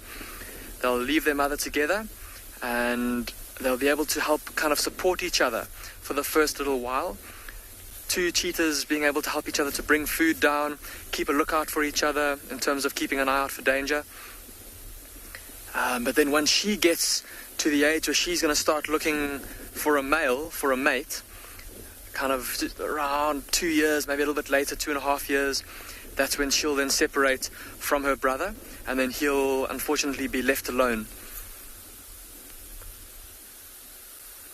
And shame for this young male. He's going to have a hard time. He hasn't got a brother to stay with for the rest of his life. He is unlikely to therefore have a coalition partner. Here at Ambion Pinder Private Game Reserve, we've seen 2 of the coalitions of males that move across the reserve, and there is even a 3rd coalition of males. So for a single male to make his way here will be quite tough. He'll have to avoid those coalitions and the dangers that they pose. Obviously bigger, stronger males that might try to kill him out of competition. And so he'll have to lay low. There are parts of the reserve, though, I suppose, where he might be able to go to escape, or at least where we don't often see any of those coalitions of male cheetah. And he might be able to make an existence for himself there. But that's pretty far in the future, I think, for this little guy. And for now, look how he's trying to worm his way. They're all trying to get into that deep shade there underneath that thicket.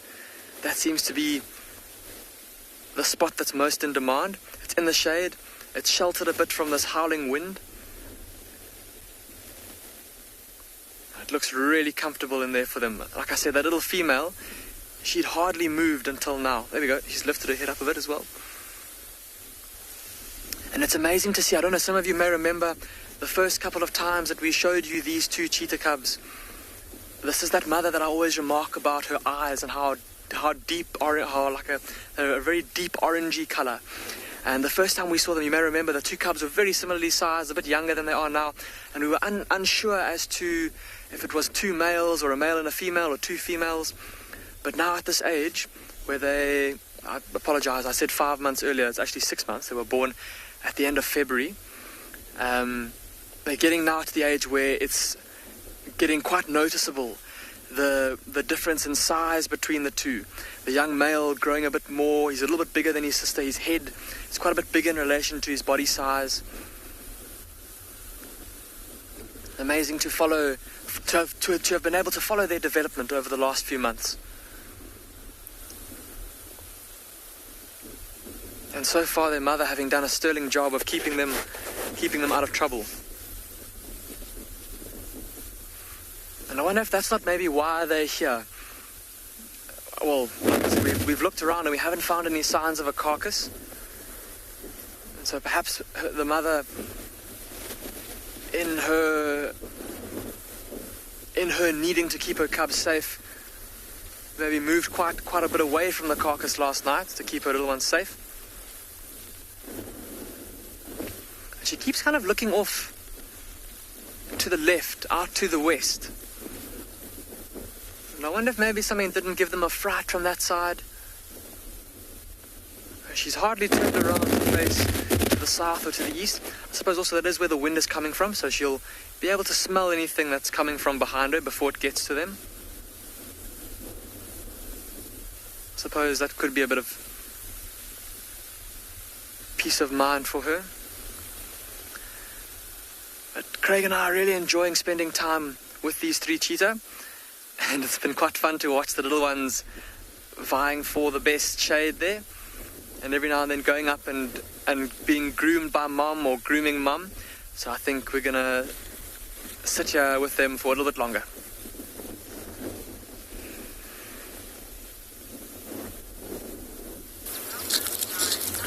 Well, I don't think anyone minds spending lots of time with cheetah and cubs, so I think BK and I are quite jealous. But we do have something quite interesting of our own at the moment, which is this incredible structure that's been built by an insect. So this has been built by a potter wasp. These guys build these structures quite regularly. Obviously, this is basically a place where they'll nest and allow for their larvae to grow and then to pupate and kind of get bigger. And they do it by going and harvesting mud, particularly. So they'll go up to a little patch where there's a flooded section, and they use their jaws to pick up little pieces, and then they come and stick it here and they build a structure. And if you want to kind of get an idea of how big it is, it's quite large. It's sort of could fit in the palm of my hand. But what's interesting with this is that this particular nest is no longer active for the wasps. It's actually been taken over by a spider. I don't know if you guys can see that there's a spider web all along this area over here. And this little spider is obviously using the holes where the larvae have come out to protect itself, and it's spun its little web around, which is the kind of perfect housing, because this structure is quite solid. I mean, it's not in any way going to just break apart, and so it's the perfect place for a spider to hide. Now, interestingly enough, in winter months you don't see it, but in the summer months, when it starts to come to breeding season for birds, often what you'll find is where you find these kind of nests in a tree, you'll often find waxbill and firefinch nests quite close by, particularly blue waxbill. They're a big exponent of this, and so they like to nest right near the wasps, which sounds silly because obviously disturbing wasps is going to lead to being stung. But what they're doing it for is for anti-predator behavior. So as they build their nest, if let's say something like a snake comes along and disturbs this, then these wasps are going to attack that snake, and the little bird's nest and the chicks and the eggs within it will be protected. So it's a very, very clever system, and you see it in the summer months. Obviously now in winter, the nest would have been broken down and destroyed. So even if there was one, it's now gone. But that's very, very, very cool. I always love seeing this kind of stuff. And as we start to go towards summer, we're going to start seeing a whole lot more in the way of the insect world, which is always very, very, very cool.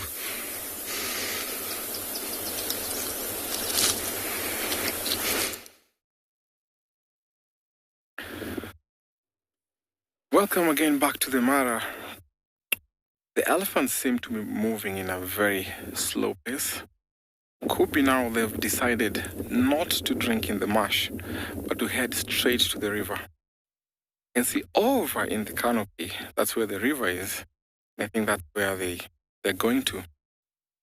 I've often seen elephants here in the Mara Triangle crossing over the river to the game reserve, which is further beyond the tree canopy. Now, these elephants have been doing this every day for about more than 6 years, the time that I've been here in the Mara. And the crossing time was between now and 11. Not sure if the young calf or the teeny tiny one are able to cross, but because of this matriarch or this elephant's experience, of course they're going to choose a shallow place where they can cross. I can see some visitors have also come in, the cattle egress, in a big block. They're also enjoying the insects that are disturbed when the elephants are walking on the grass and picking the grass while they're grazing softly and quietly. Now look at how far they've gone. You can imagine at a very slow pace. And taking, for example, how elephants can move very fast, and yet you see them walking slowly. So I can see another bull that has left the herd and wandered away. Not quite sure if this is one of the bachelor boys that has been kicked out or maybe left the herd, if you want to call it, because sometimes you find that youngsters from the age of 16 will be out of the herd, but once in a while they'll mix up the herd. If in a place like this, the marsh where the grass is soft and there's lots of water, maybe rubbing off something from the trunk and the tusk.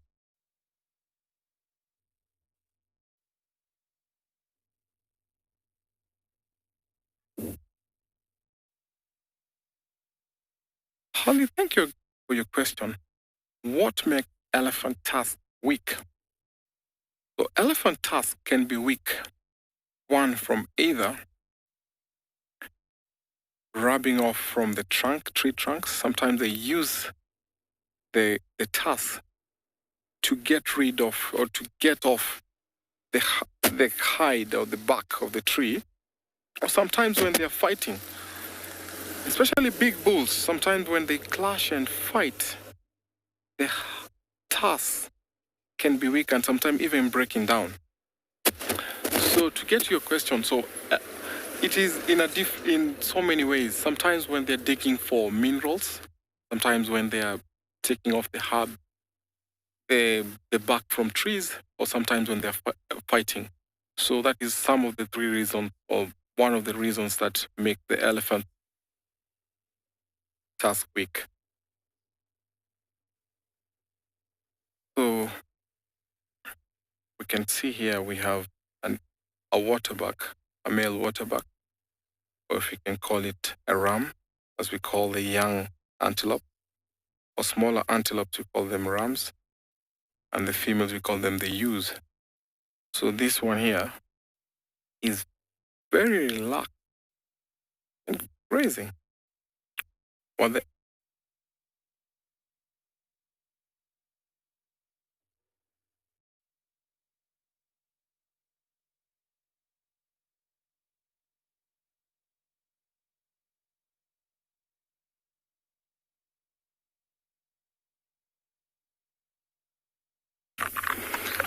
Alrighty, just thought we would stop and appreciate this beautiful, beautiful camel thorn.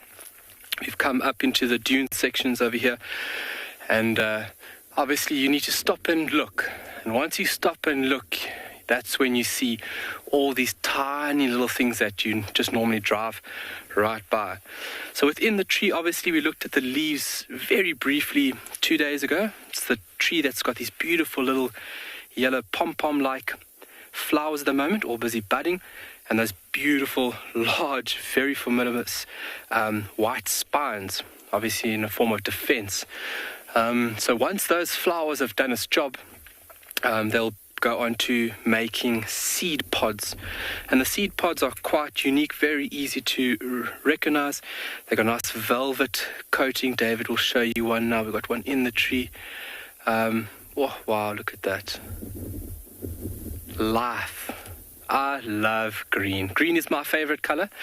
I come from the Eastern Cape originally, so it's always green there. And that's, I think, where my love for plants and the color green stimulated from.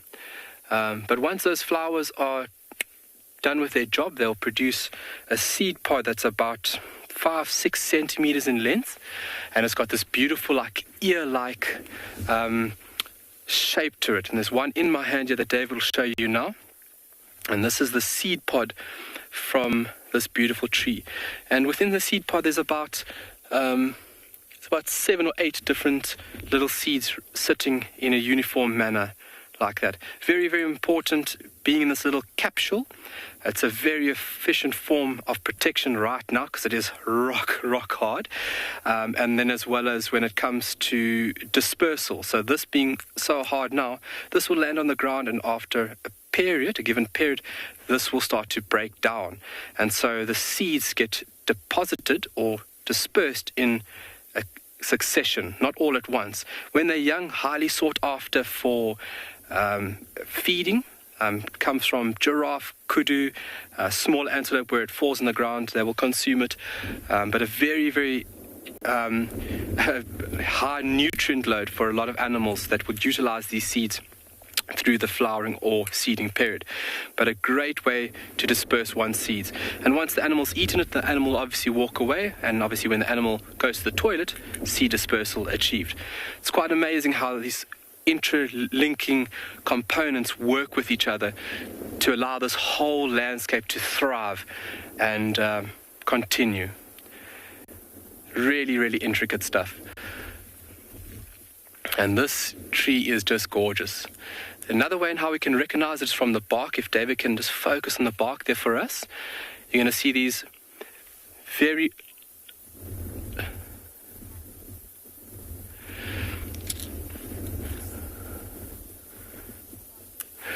there was a question from Harley there in terms of the root structure of these larger trees and how extensive are they to tap into the water locked away under the ground.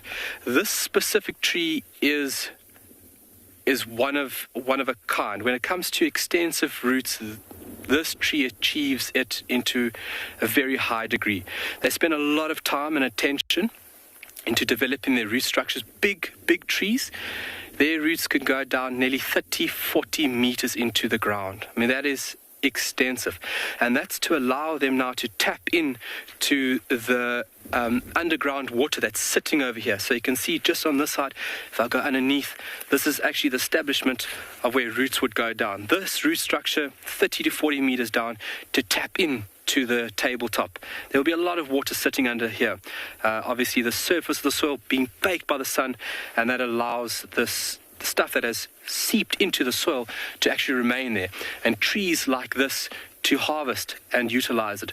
And also this is one adaptation how trees in these arid environments actually survive, is having extensive roots or tubers or bulbs to kind of store and utilize the water when you really need it. Also, another way in how we can recognize this beautiful tree in the bark, just like I mentioned there, large fragmented sections of bark, very, very easy to recognize. But what a beautiful tree it is.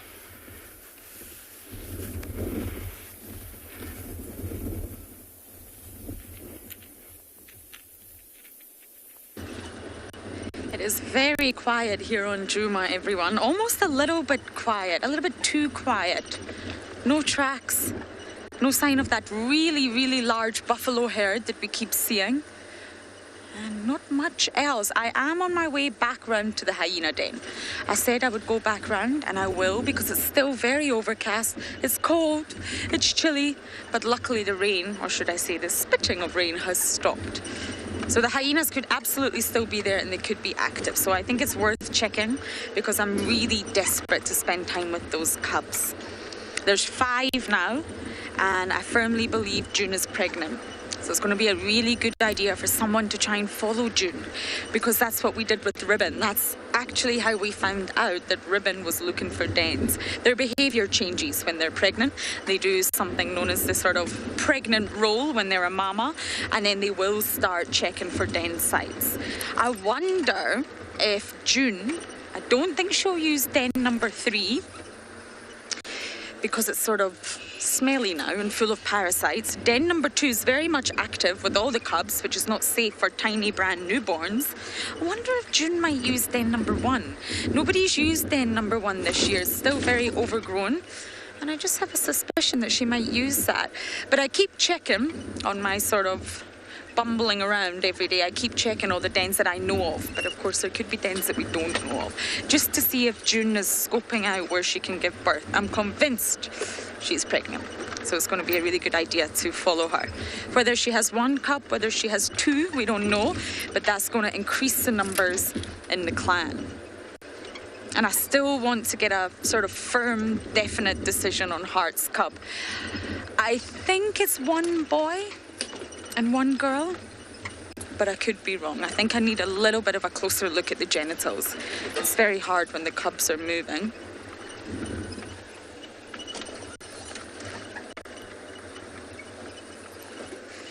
The Inkahomas have not been found this morning. Everyone's looking for them. And no leopard, not even Tingana has been found.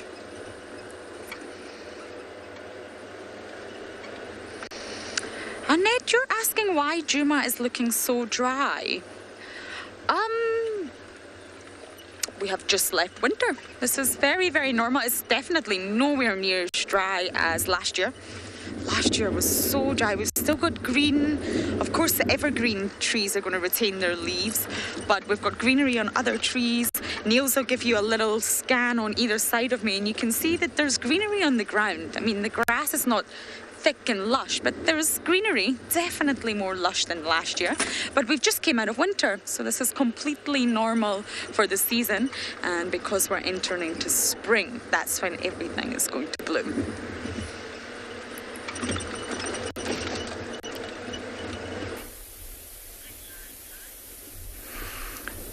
Things have calmed down here a little bit at Ambi on Pinda. The mother cheetah has decided to lie down at last after her long vigil staring out to the north and to the west. And it seems that she's relaxed enough that she's lain down, but still got her head crooked up at an angle.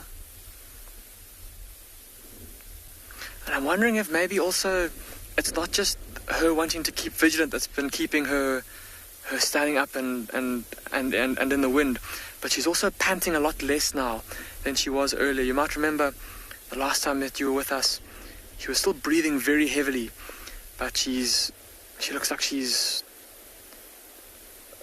breathing a little bit less heavily, and so perhaps that the nice cool breeze blowing over her has cooled her down sufficiently where she's felt okay to lie down.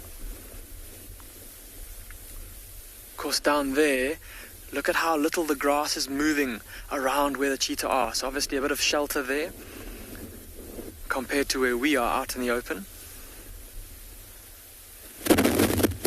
Still amazes me that these cheetah have chosen this tiniest of little bushes as their cover, as their place to rest.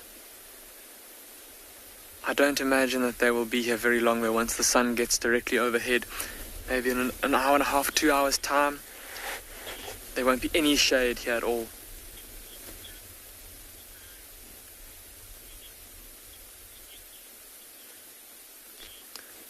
James Richard, you're asking a very interesting question. So you're asking if these cubs, if they make it to adulthood, if they will be moved to another reserve.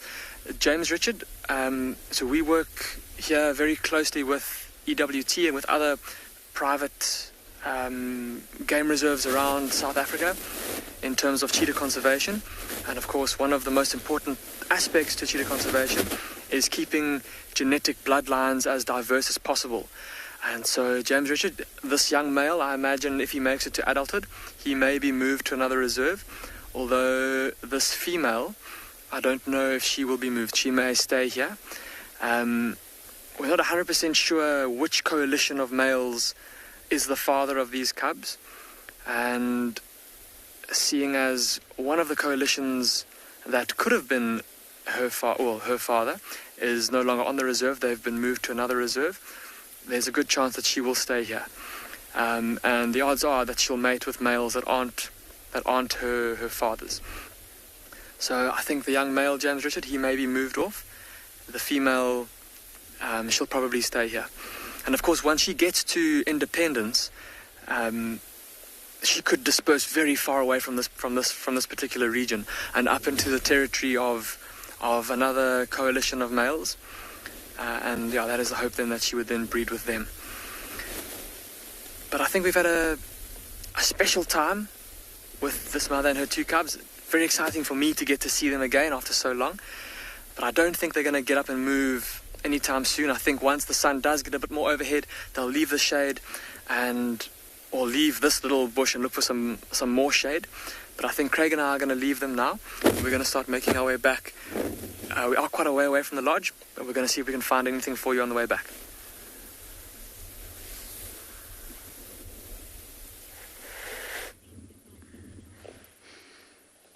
We've just reached Treehouse Dam and have the most gorgeous harrier hawk.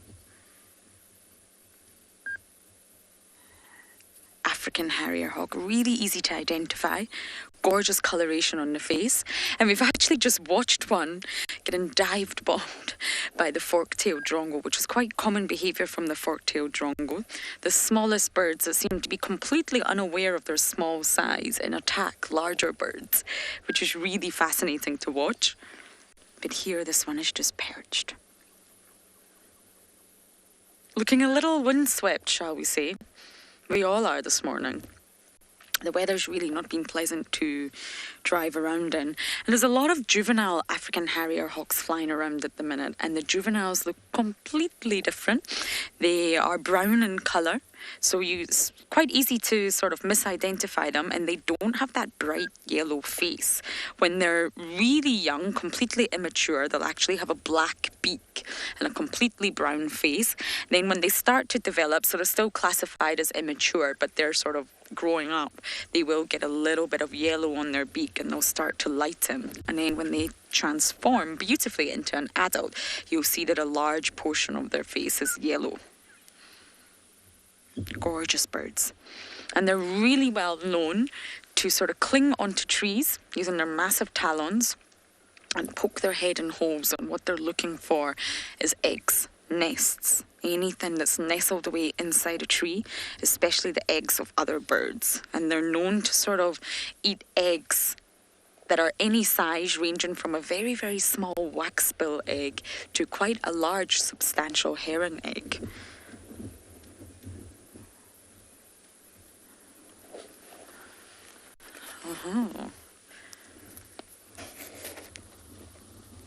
I think that's starlings.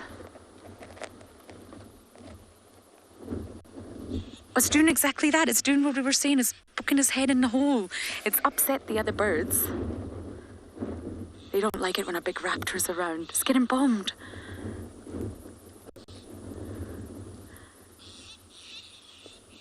Can you see that? It's not the drongo. I think that's starlings.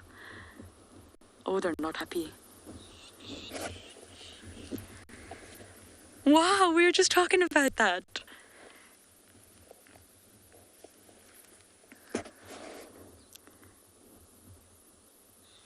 The harrier hawk is showing absolutely no interest in the fact that it's been dive bombed by two smaller birds. This one is very pink in the face, actually. It might be hard to tell because there's no sun in the sky to provide enough ambient light, but it's very pink. I don't know if you can hear the starlings. They're very upset.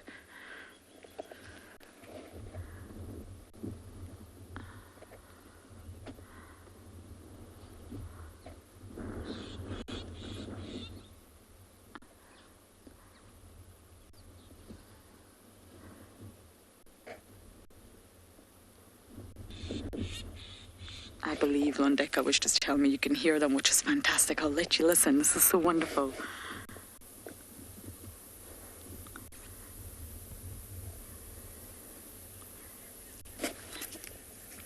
We're moving on to another tree now.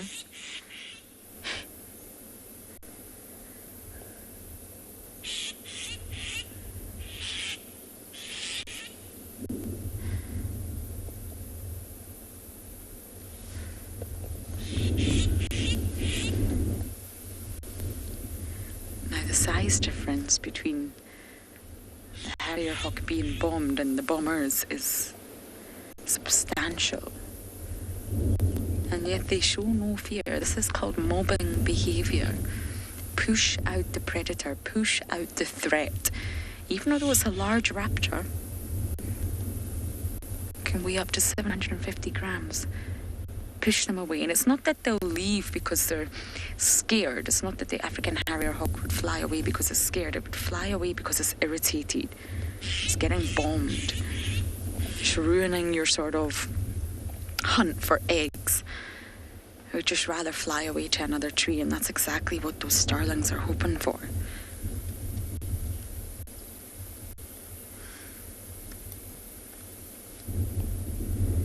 Harrier hawks will eat, they've got a really broad diet. It's not just eggs, they're just notorious for eating eggs.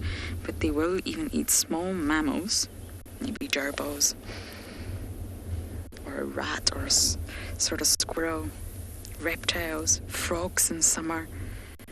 And they will supplement their diet with insects. Insects are an incredible source of protein for many organisms out here. Even hyenas will supplement their diet with termites when summer comes around. I think Niels and I might enjoy this moment a little while longer, and then we will head back to the hyena den.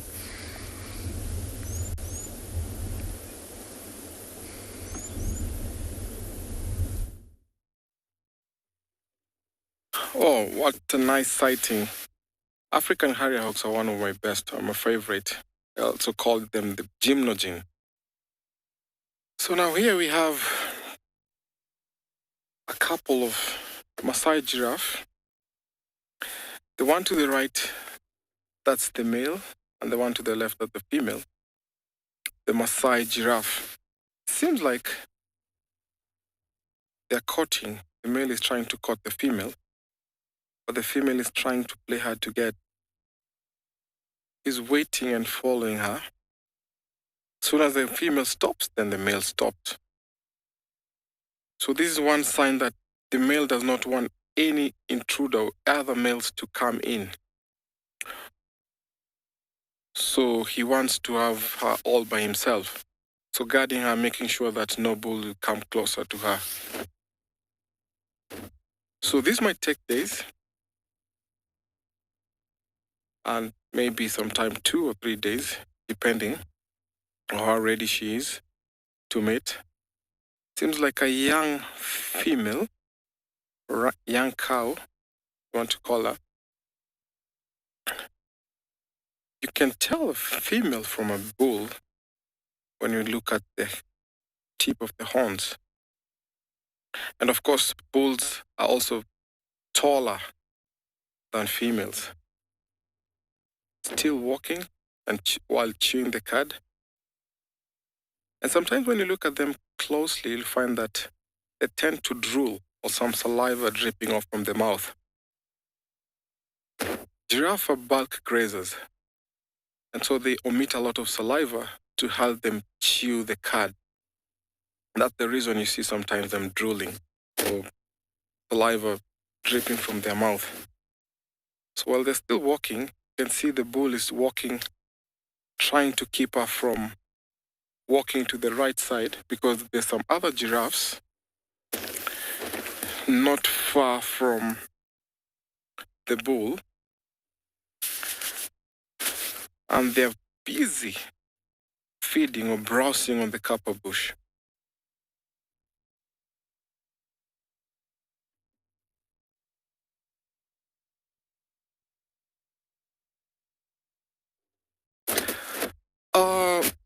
Good question.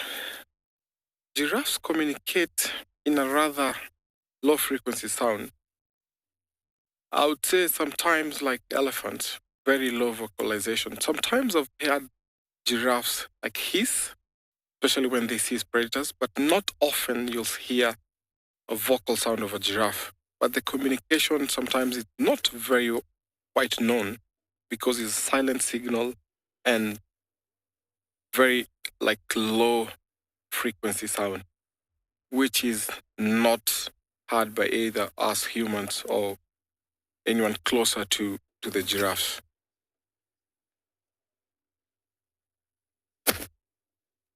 So right now, during this time of the day, I'll try, because of the sun going direct to the giraffes, I'll try and move a little bit to the right so that you can be able to see what this bull is up to. Hang on, guys.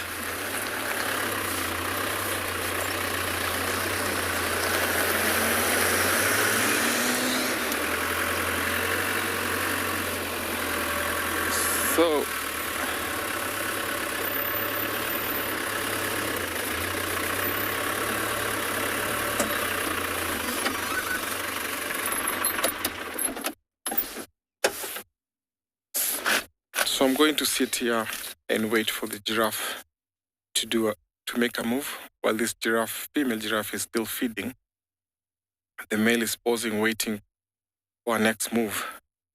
So I think she's standing guard, waiting while she's busily feeding on breakfast. Look at the balloon.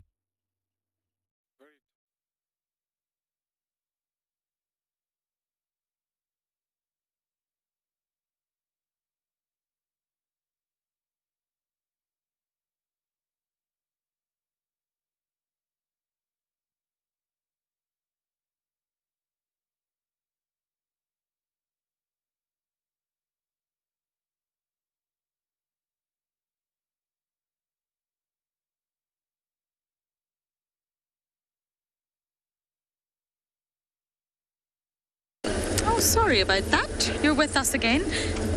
We were actually I'm going to reverse to show you. Niels and I were just talking about den number 1. Now, I said it was overgrown earlier, and I'm actually wrong. It was. It's freshly dug. I don't think it's a hyena that's using it, but someone's using it. I'm going to show you exactly what I mean in just a second. Let's see if we can get a view. This is where Corky had Plonk. Actually, I'm going to have to go forward. And Sutu, Swana, Ndebele, Swazi, they were all cubs here. This is a very small mound. It's really nothing to look at, especially in comparison to den number 2 where they are now. But this is den number 1. I know there's a lot of confusion. It's just three termite mounds that are in a line. That's all. No one's home, as you can guess, but you can see the entrance hole. I'm sure Niels can zoom in a little bit closer to the sort of door, shall we say, and it's definitely freshly dug. If you just go down a bit, Niels, there you go. You see there, fresh sand.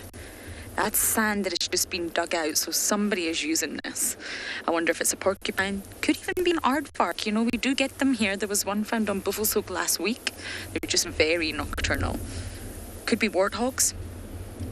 I've seen dwarf mongoose here, but they wouldn't necessarily create a huge entrance like that. And I just wonder, would June consider coming here? Trying to get into the mind of a hyena. But they haven't used this one. The Juma clan have not used den number 1 this year.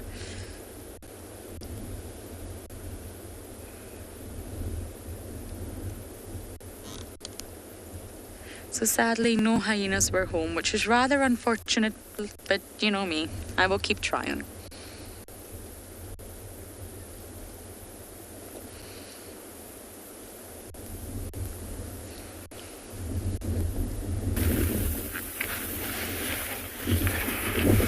All right, being in the bush, there are so many beautiful and interesting components when it comes to birds, mammals, insects, you name it, but a very fascinating and captivating art, it is truly art, is that of tracks and science. And we have got an amazing little track to show you guys of here. So we're actually driving in our trusty steed number 9, and we saw this set of tracks over here just in front of me. You can see over here, it looks like a little bit of a distorted picture now, but we'll show you exactly what we are looking at. So there's animals walking at a nice slow pace. And let me just hop to this side of David here quickly. So I've got the sun in the correct side. We've just circled one track over here where we can show you exactly who left this track behind. So we were looking at the shadows being cast in the track. You can see there's a bit of disturbance here, there's disturbance there, and as well as over there. So 3 major claws being presented into this track. And when it comes to animals here, digging is a very efficient tool, and the ability to dig and find animals is so important. So the track can give us an indication, but if we are unsure, we can take a look at this disturbance here in the road. This is actually what got our attention coming down the road. So the animal would have been digging. You can see this section of here. This is where the animal's head would have been. The body would have been here. And this over here is very interesting. That is the tail that has left the mark. Thick, muscular tail, tapers off nice and quickly. And so if we use all these various little clues left behind, it's almost like we're doing a little investigation now. I feel like Sherlock Holmes. Using all these various little elements left behind, so the tail mark, the digging, along with the claws, this would be an aardvark.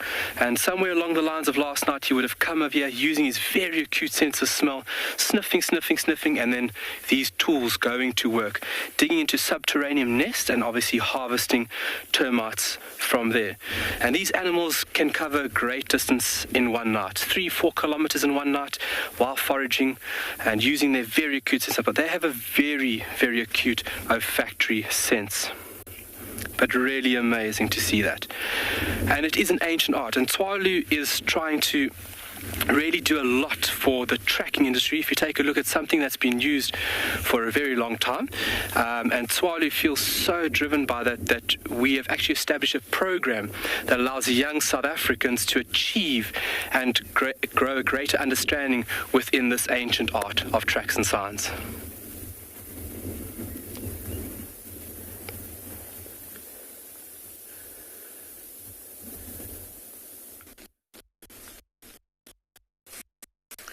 Craig and her youngsters looking back through the plain in east, a massive zebras and maybe not in the Masai Mara, but a pretty guys heard some there, and there's a light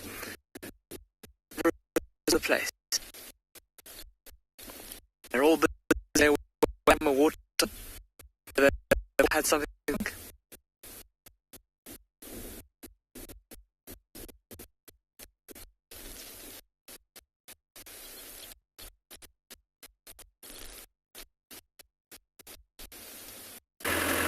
So we've left the giraffes right now and heading to find something else. But of course, the beautiful scenery of the Mara Triangle. You can see the banana trees. Across over near them, just in the canopies, I can see a herd of zebras. So I'm going to find out what the zebras are up to. So in a short while, I'll be linking you with zebras and some other plains games for you to see. But as soon as the sun gets hot, most animals take cover.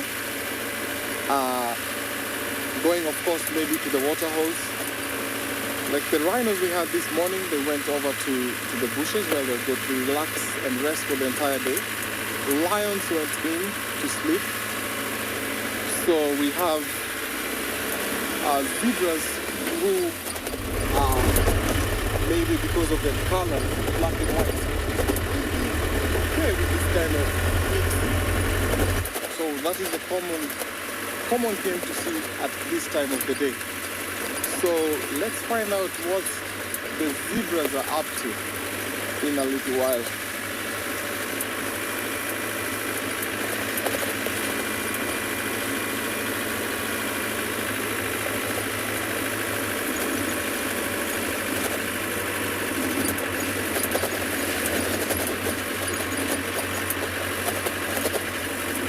Not sure if Bunge, you're right here, or we skip, carry on.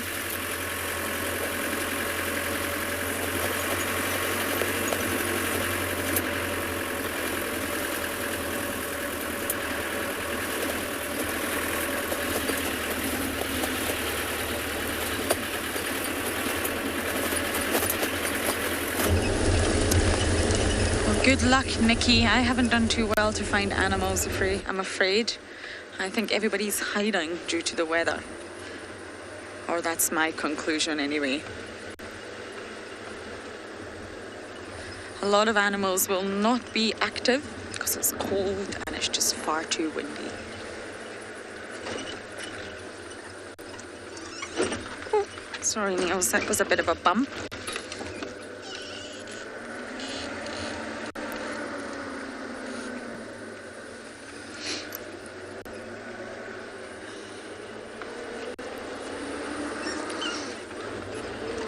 Okay, so we're just going to quickly head to quarantine and see if we can get any last-minute movement from any antelopes up there. The impala movements on quarantine have changed as well as the wildebeest. Can you believe it? Quarantine's been remarkably quiet. And Tristan actually mentioned to me yesterday when he was out that the lion tracks for the males, the two avocas, actually walked right past the hyena den. So the hyenas are obviously okay, we've seen them this morning, but that is a really prominent game. Let's just see if we can get this for you. No. Oh, the dikers do not make it easy, do they?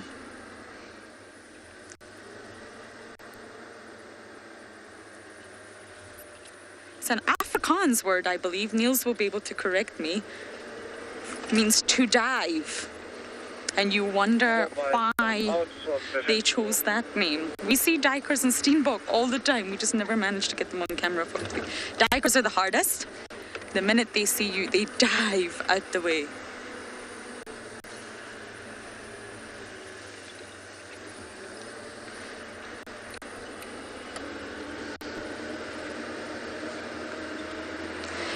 I have no idea what is the most common tree. I don't believe there's been a tree count, and it really depends on where you are. I think I will go back a bit so we can give you a view of this knobthorn that the Wahlbergs used to nest in. And it really depends on where you are. You will find different trees in different parts of the reserve. Now, I think normally on areas like quarantine, here we go, Niels, look at this beautiful knobthorn with the Wahlbergs nest there. You will find a lot of marullas on open clearance like quarantine. But then it depends on what the tree needs and what type of tree it really is. So for example, you will find marullas right at the top of a catena. And then as you sort of move down past the seep lines, you will start to find bush willows, especially red bush willows. And then you will find silver cluster leaves just adjacent to the seep lines. And it depends on the soil type as well. So I think the most common tree the most well-known ones around here would be your knobthorns, your cluster leaves, your combretums, all of them, all the bush willows, and your marullas. But it really depends exactly where you are in the reserve. And that is the nest of the Wahlbergs. So hopefully we'll get to quarantine and there will be some animals around.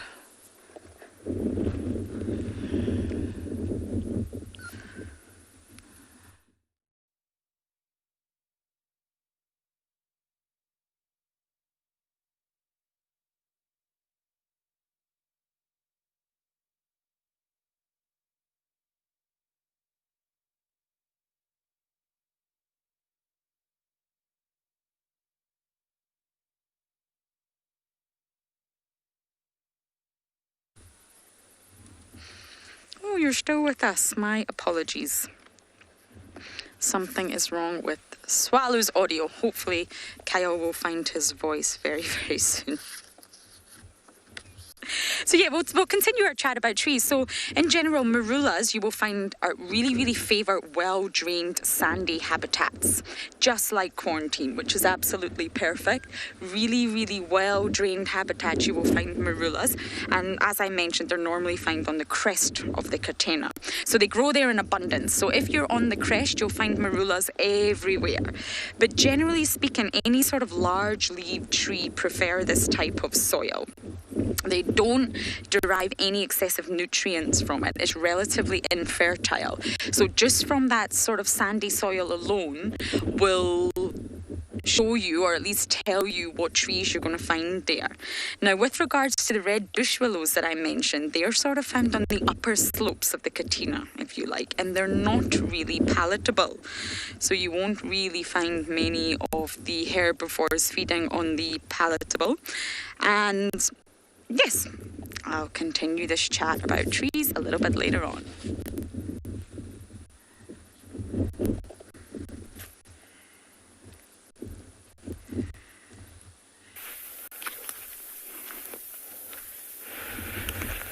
Alrighty, so the digging ability of an aardvark is evident when you look at something like this. This is not very big. This is just a little 2-minute dig to kind of suss out, is there enough food in here for me? Just like the little one we saw on the road now, that is just a little, almost like an exploratory dig, just to find out what available prey items are inside or underneath the ground for an aardvark. But really extensive ability. They dig holes like this throughout the night while foraging. They also make overnight burrows, which would just be a chamber leading through a tunnel that will only be used for a night. And then they also have nursery burrows. But this animal is so equipped, 1 meter a minute. That is how well equipped an aardvark is. And to get through all of this sand, you definitely need the tools and as well as power to find your available food. And then he would have moved on. You can see just behind me here, he was walking circles here last night, scratching around, smelling, and obviously he's just using his sense of smell to find out where the strongest smell or the scent of his preferred prey is coming from. And if he finds a spot, he goes in at full force. And I mean, you can give me a spade, I won't be able to dig 1 meter a minute. So it just shows you the power and the sheer agility of this animal to shift so much soil so quickly. Really incredible. And we are very lucky at Tswalu. Seeing aardvark is a typical thing through the winter days. Obviously, when the nighttime temperatures get to the extreme, these animals will rather come out late afternoon and do a bit of foraging. Obviously, when it's a bit warmer and a bit more favorable. You want to be comfortable when you're doing this. You don't want to be exerting more energy than you actually need. Because being out here, it is tough. You don't do things if you do not need to. So and now that the temperatures are starting to shift, we're starting to come into summer, they will go into a more nocturnal format now, only coming out here at about 10, 11 at night. So seeing them under the cover of darkness is a very cool element, but it's definitely a very special thing to see. And with the tracks and signs, we here in Tswalu love tracking. It's a very important tool that we use to find a lot of our animals, and we have the substratum that allows us to track for days. We have some experienced trackers that have been working here for 15, 20 years, and they absolutely thrive on tracks and signs. Picking up these elements and learning it does take time. Some people just have a sheer knack for it, or some people like myself, you have to work really hard.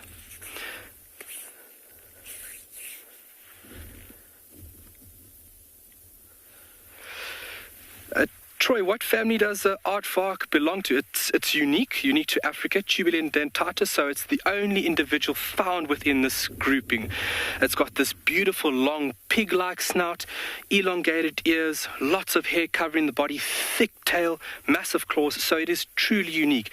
And also how its dental structure, we spoke about dental structure a little bit earlier, its dental structure is also unique. That's why it is in its own unique group. It's only the aardvark that is found within that group. Spectacular. People travel far and wide to search out for these elusive and shy creatures.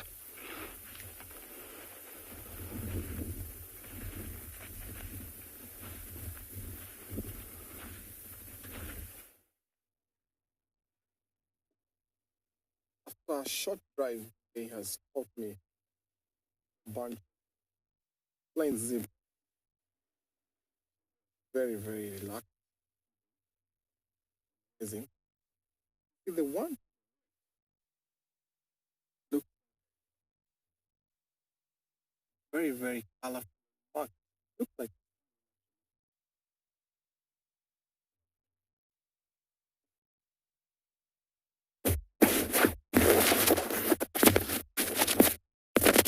so just when they're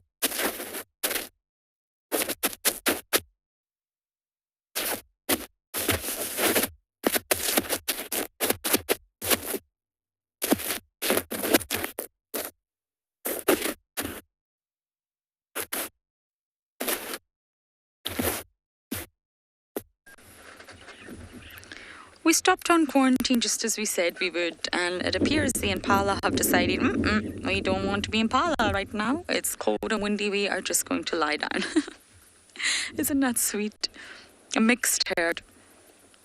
We don't want to graze, it's too windy. We don't want to move, it's too windy. We're going to lie down.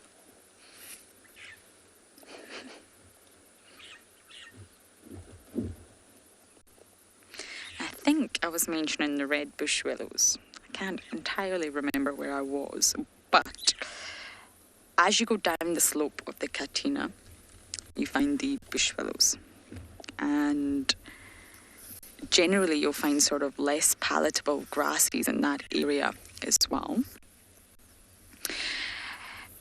Why I say slope is because finer clay and sort of softer sediment is generally washed down the slope with the rain. So whenever you have rain, all that finer clay is pushed right to the bottom and they accumulate at the bottom end of the slopes. And this is normally adjacent to drainage lines and rivers. They are normally down at the bottom of the slopes of a Katina. And wherever you find clay soils and sandy soils meet, this is what is known as the seep line. And the water that is collected here is mostly rain. So in winter it'll normally be dry, and of course summer it will be wet. And this moisture then infiltrates the sandy soil and it essentially sinks down into the earth and it runs downhill with the gradient naturally. And this is why you find different trees and different grasses at different sections of the Katina. And vegetation of any form requires water, so it's heavily based on water movement. And when water runs down the hill, it sort of meets even denser clay soil. So you go from different soil types, and water is then generally, because this is more dense, forced to resurface. And that's why right at the bottom of any slope you will find moisture. It came from the top, it ran all the way down, it's encountered much denser soils and it's been forced to resurface. So there's a specialised group of vegetation that you will find associated with seep lines, and that's an indication immediately that there's a seep line there. They're called indicator species, and you will normally find that silver cluster leaves are associated with that. So even if you don't know the area and you don't know that there's a seep line, you can sort of figure that out by just looking at the vegetation around.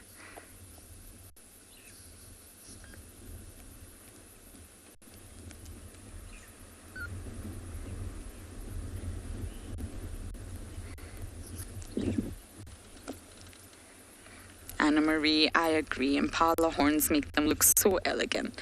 They really are beautiful antelope. They're very common, they're very numerous. We see them every day. We sometimes tend to bypass them, but they really are stunning and they are fundamental to the ecosystem. They are incredibly important. Their numbers act as a buffer to protect those species that they don't have high populations like the steenbok, like the duiker. And that's why impala, most predators out here will hunt impala. From your wild dogs, your hyenas, your leopards, and even your lions, they will hunt impala. But yet they still survive and thrive. They're mixed ecotone feeders, which means they can sort of survive harsh winters, and they'll thoroughly enjoy the lush summers. If a herbivore is a little bit too specific in its diet, it will suffer. Because if there's a particularly harsh winter and that vegetation is not thriving, then that individual or that species will suffer. Whereas impalas, they can at least sort of adapt. They can graze and they can browse. And hopefully soon we'll have little lambs running around. And that also means a huge buffet for the predators.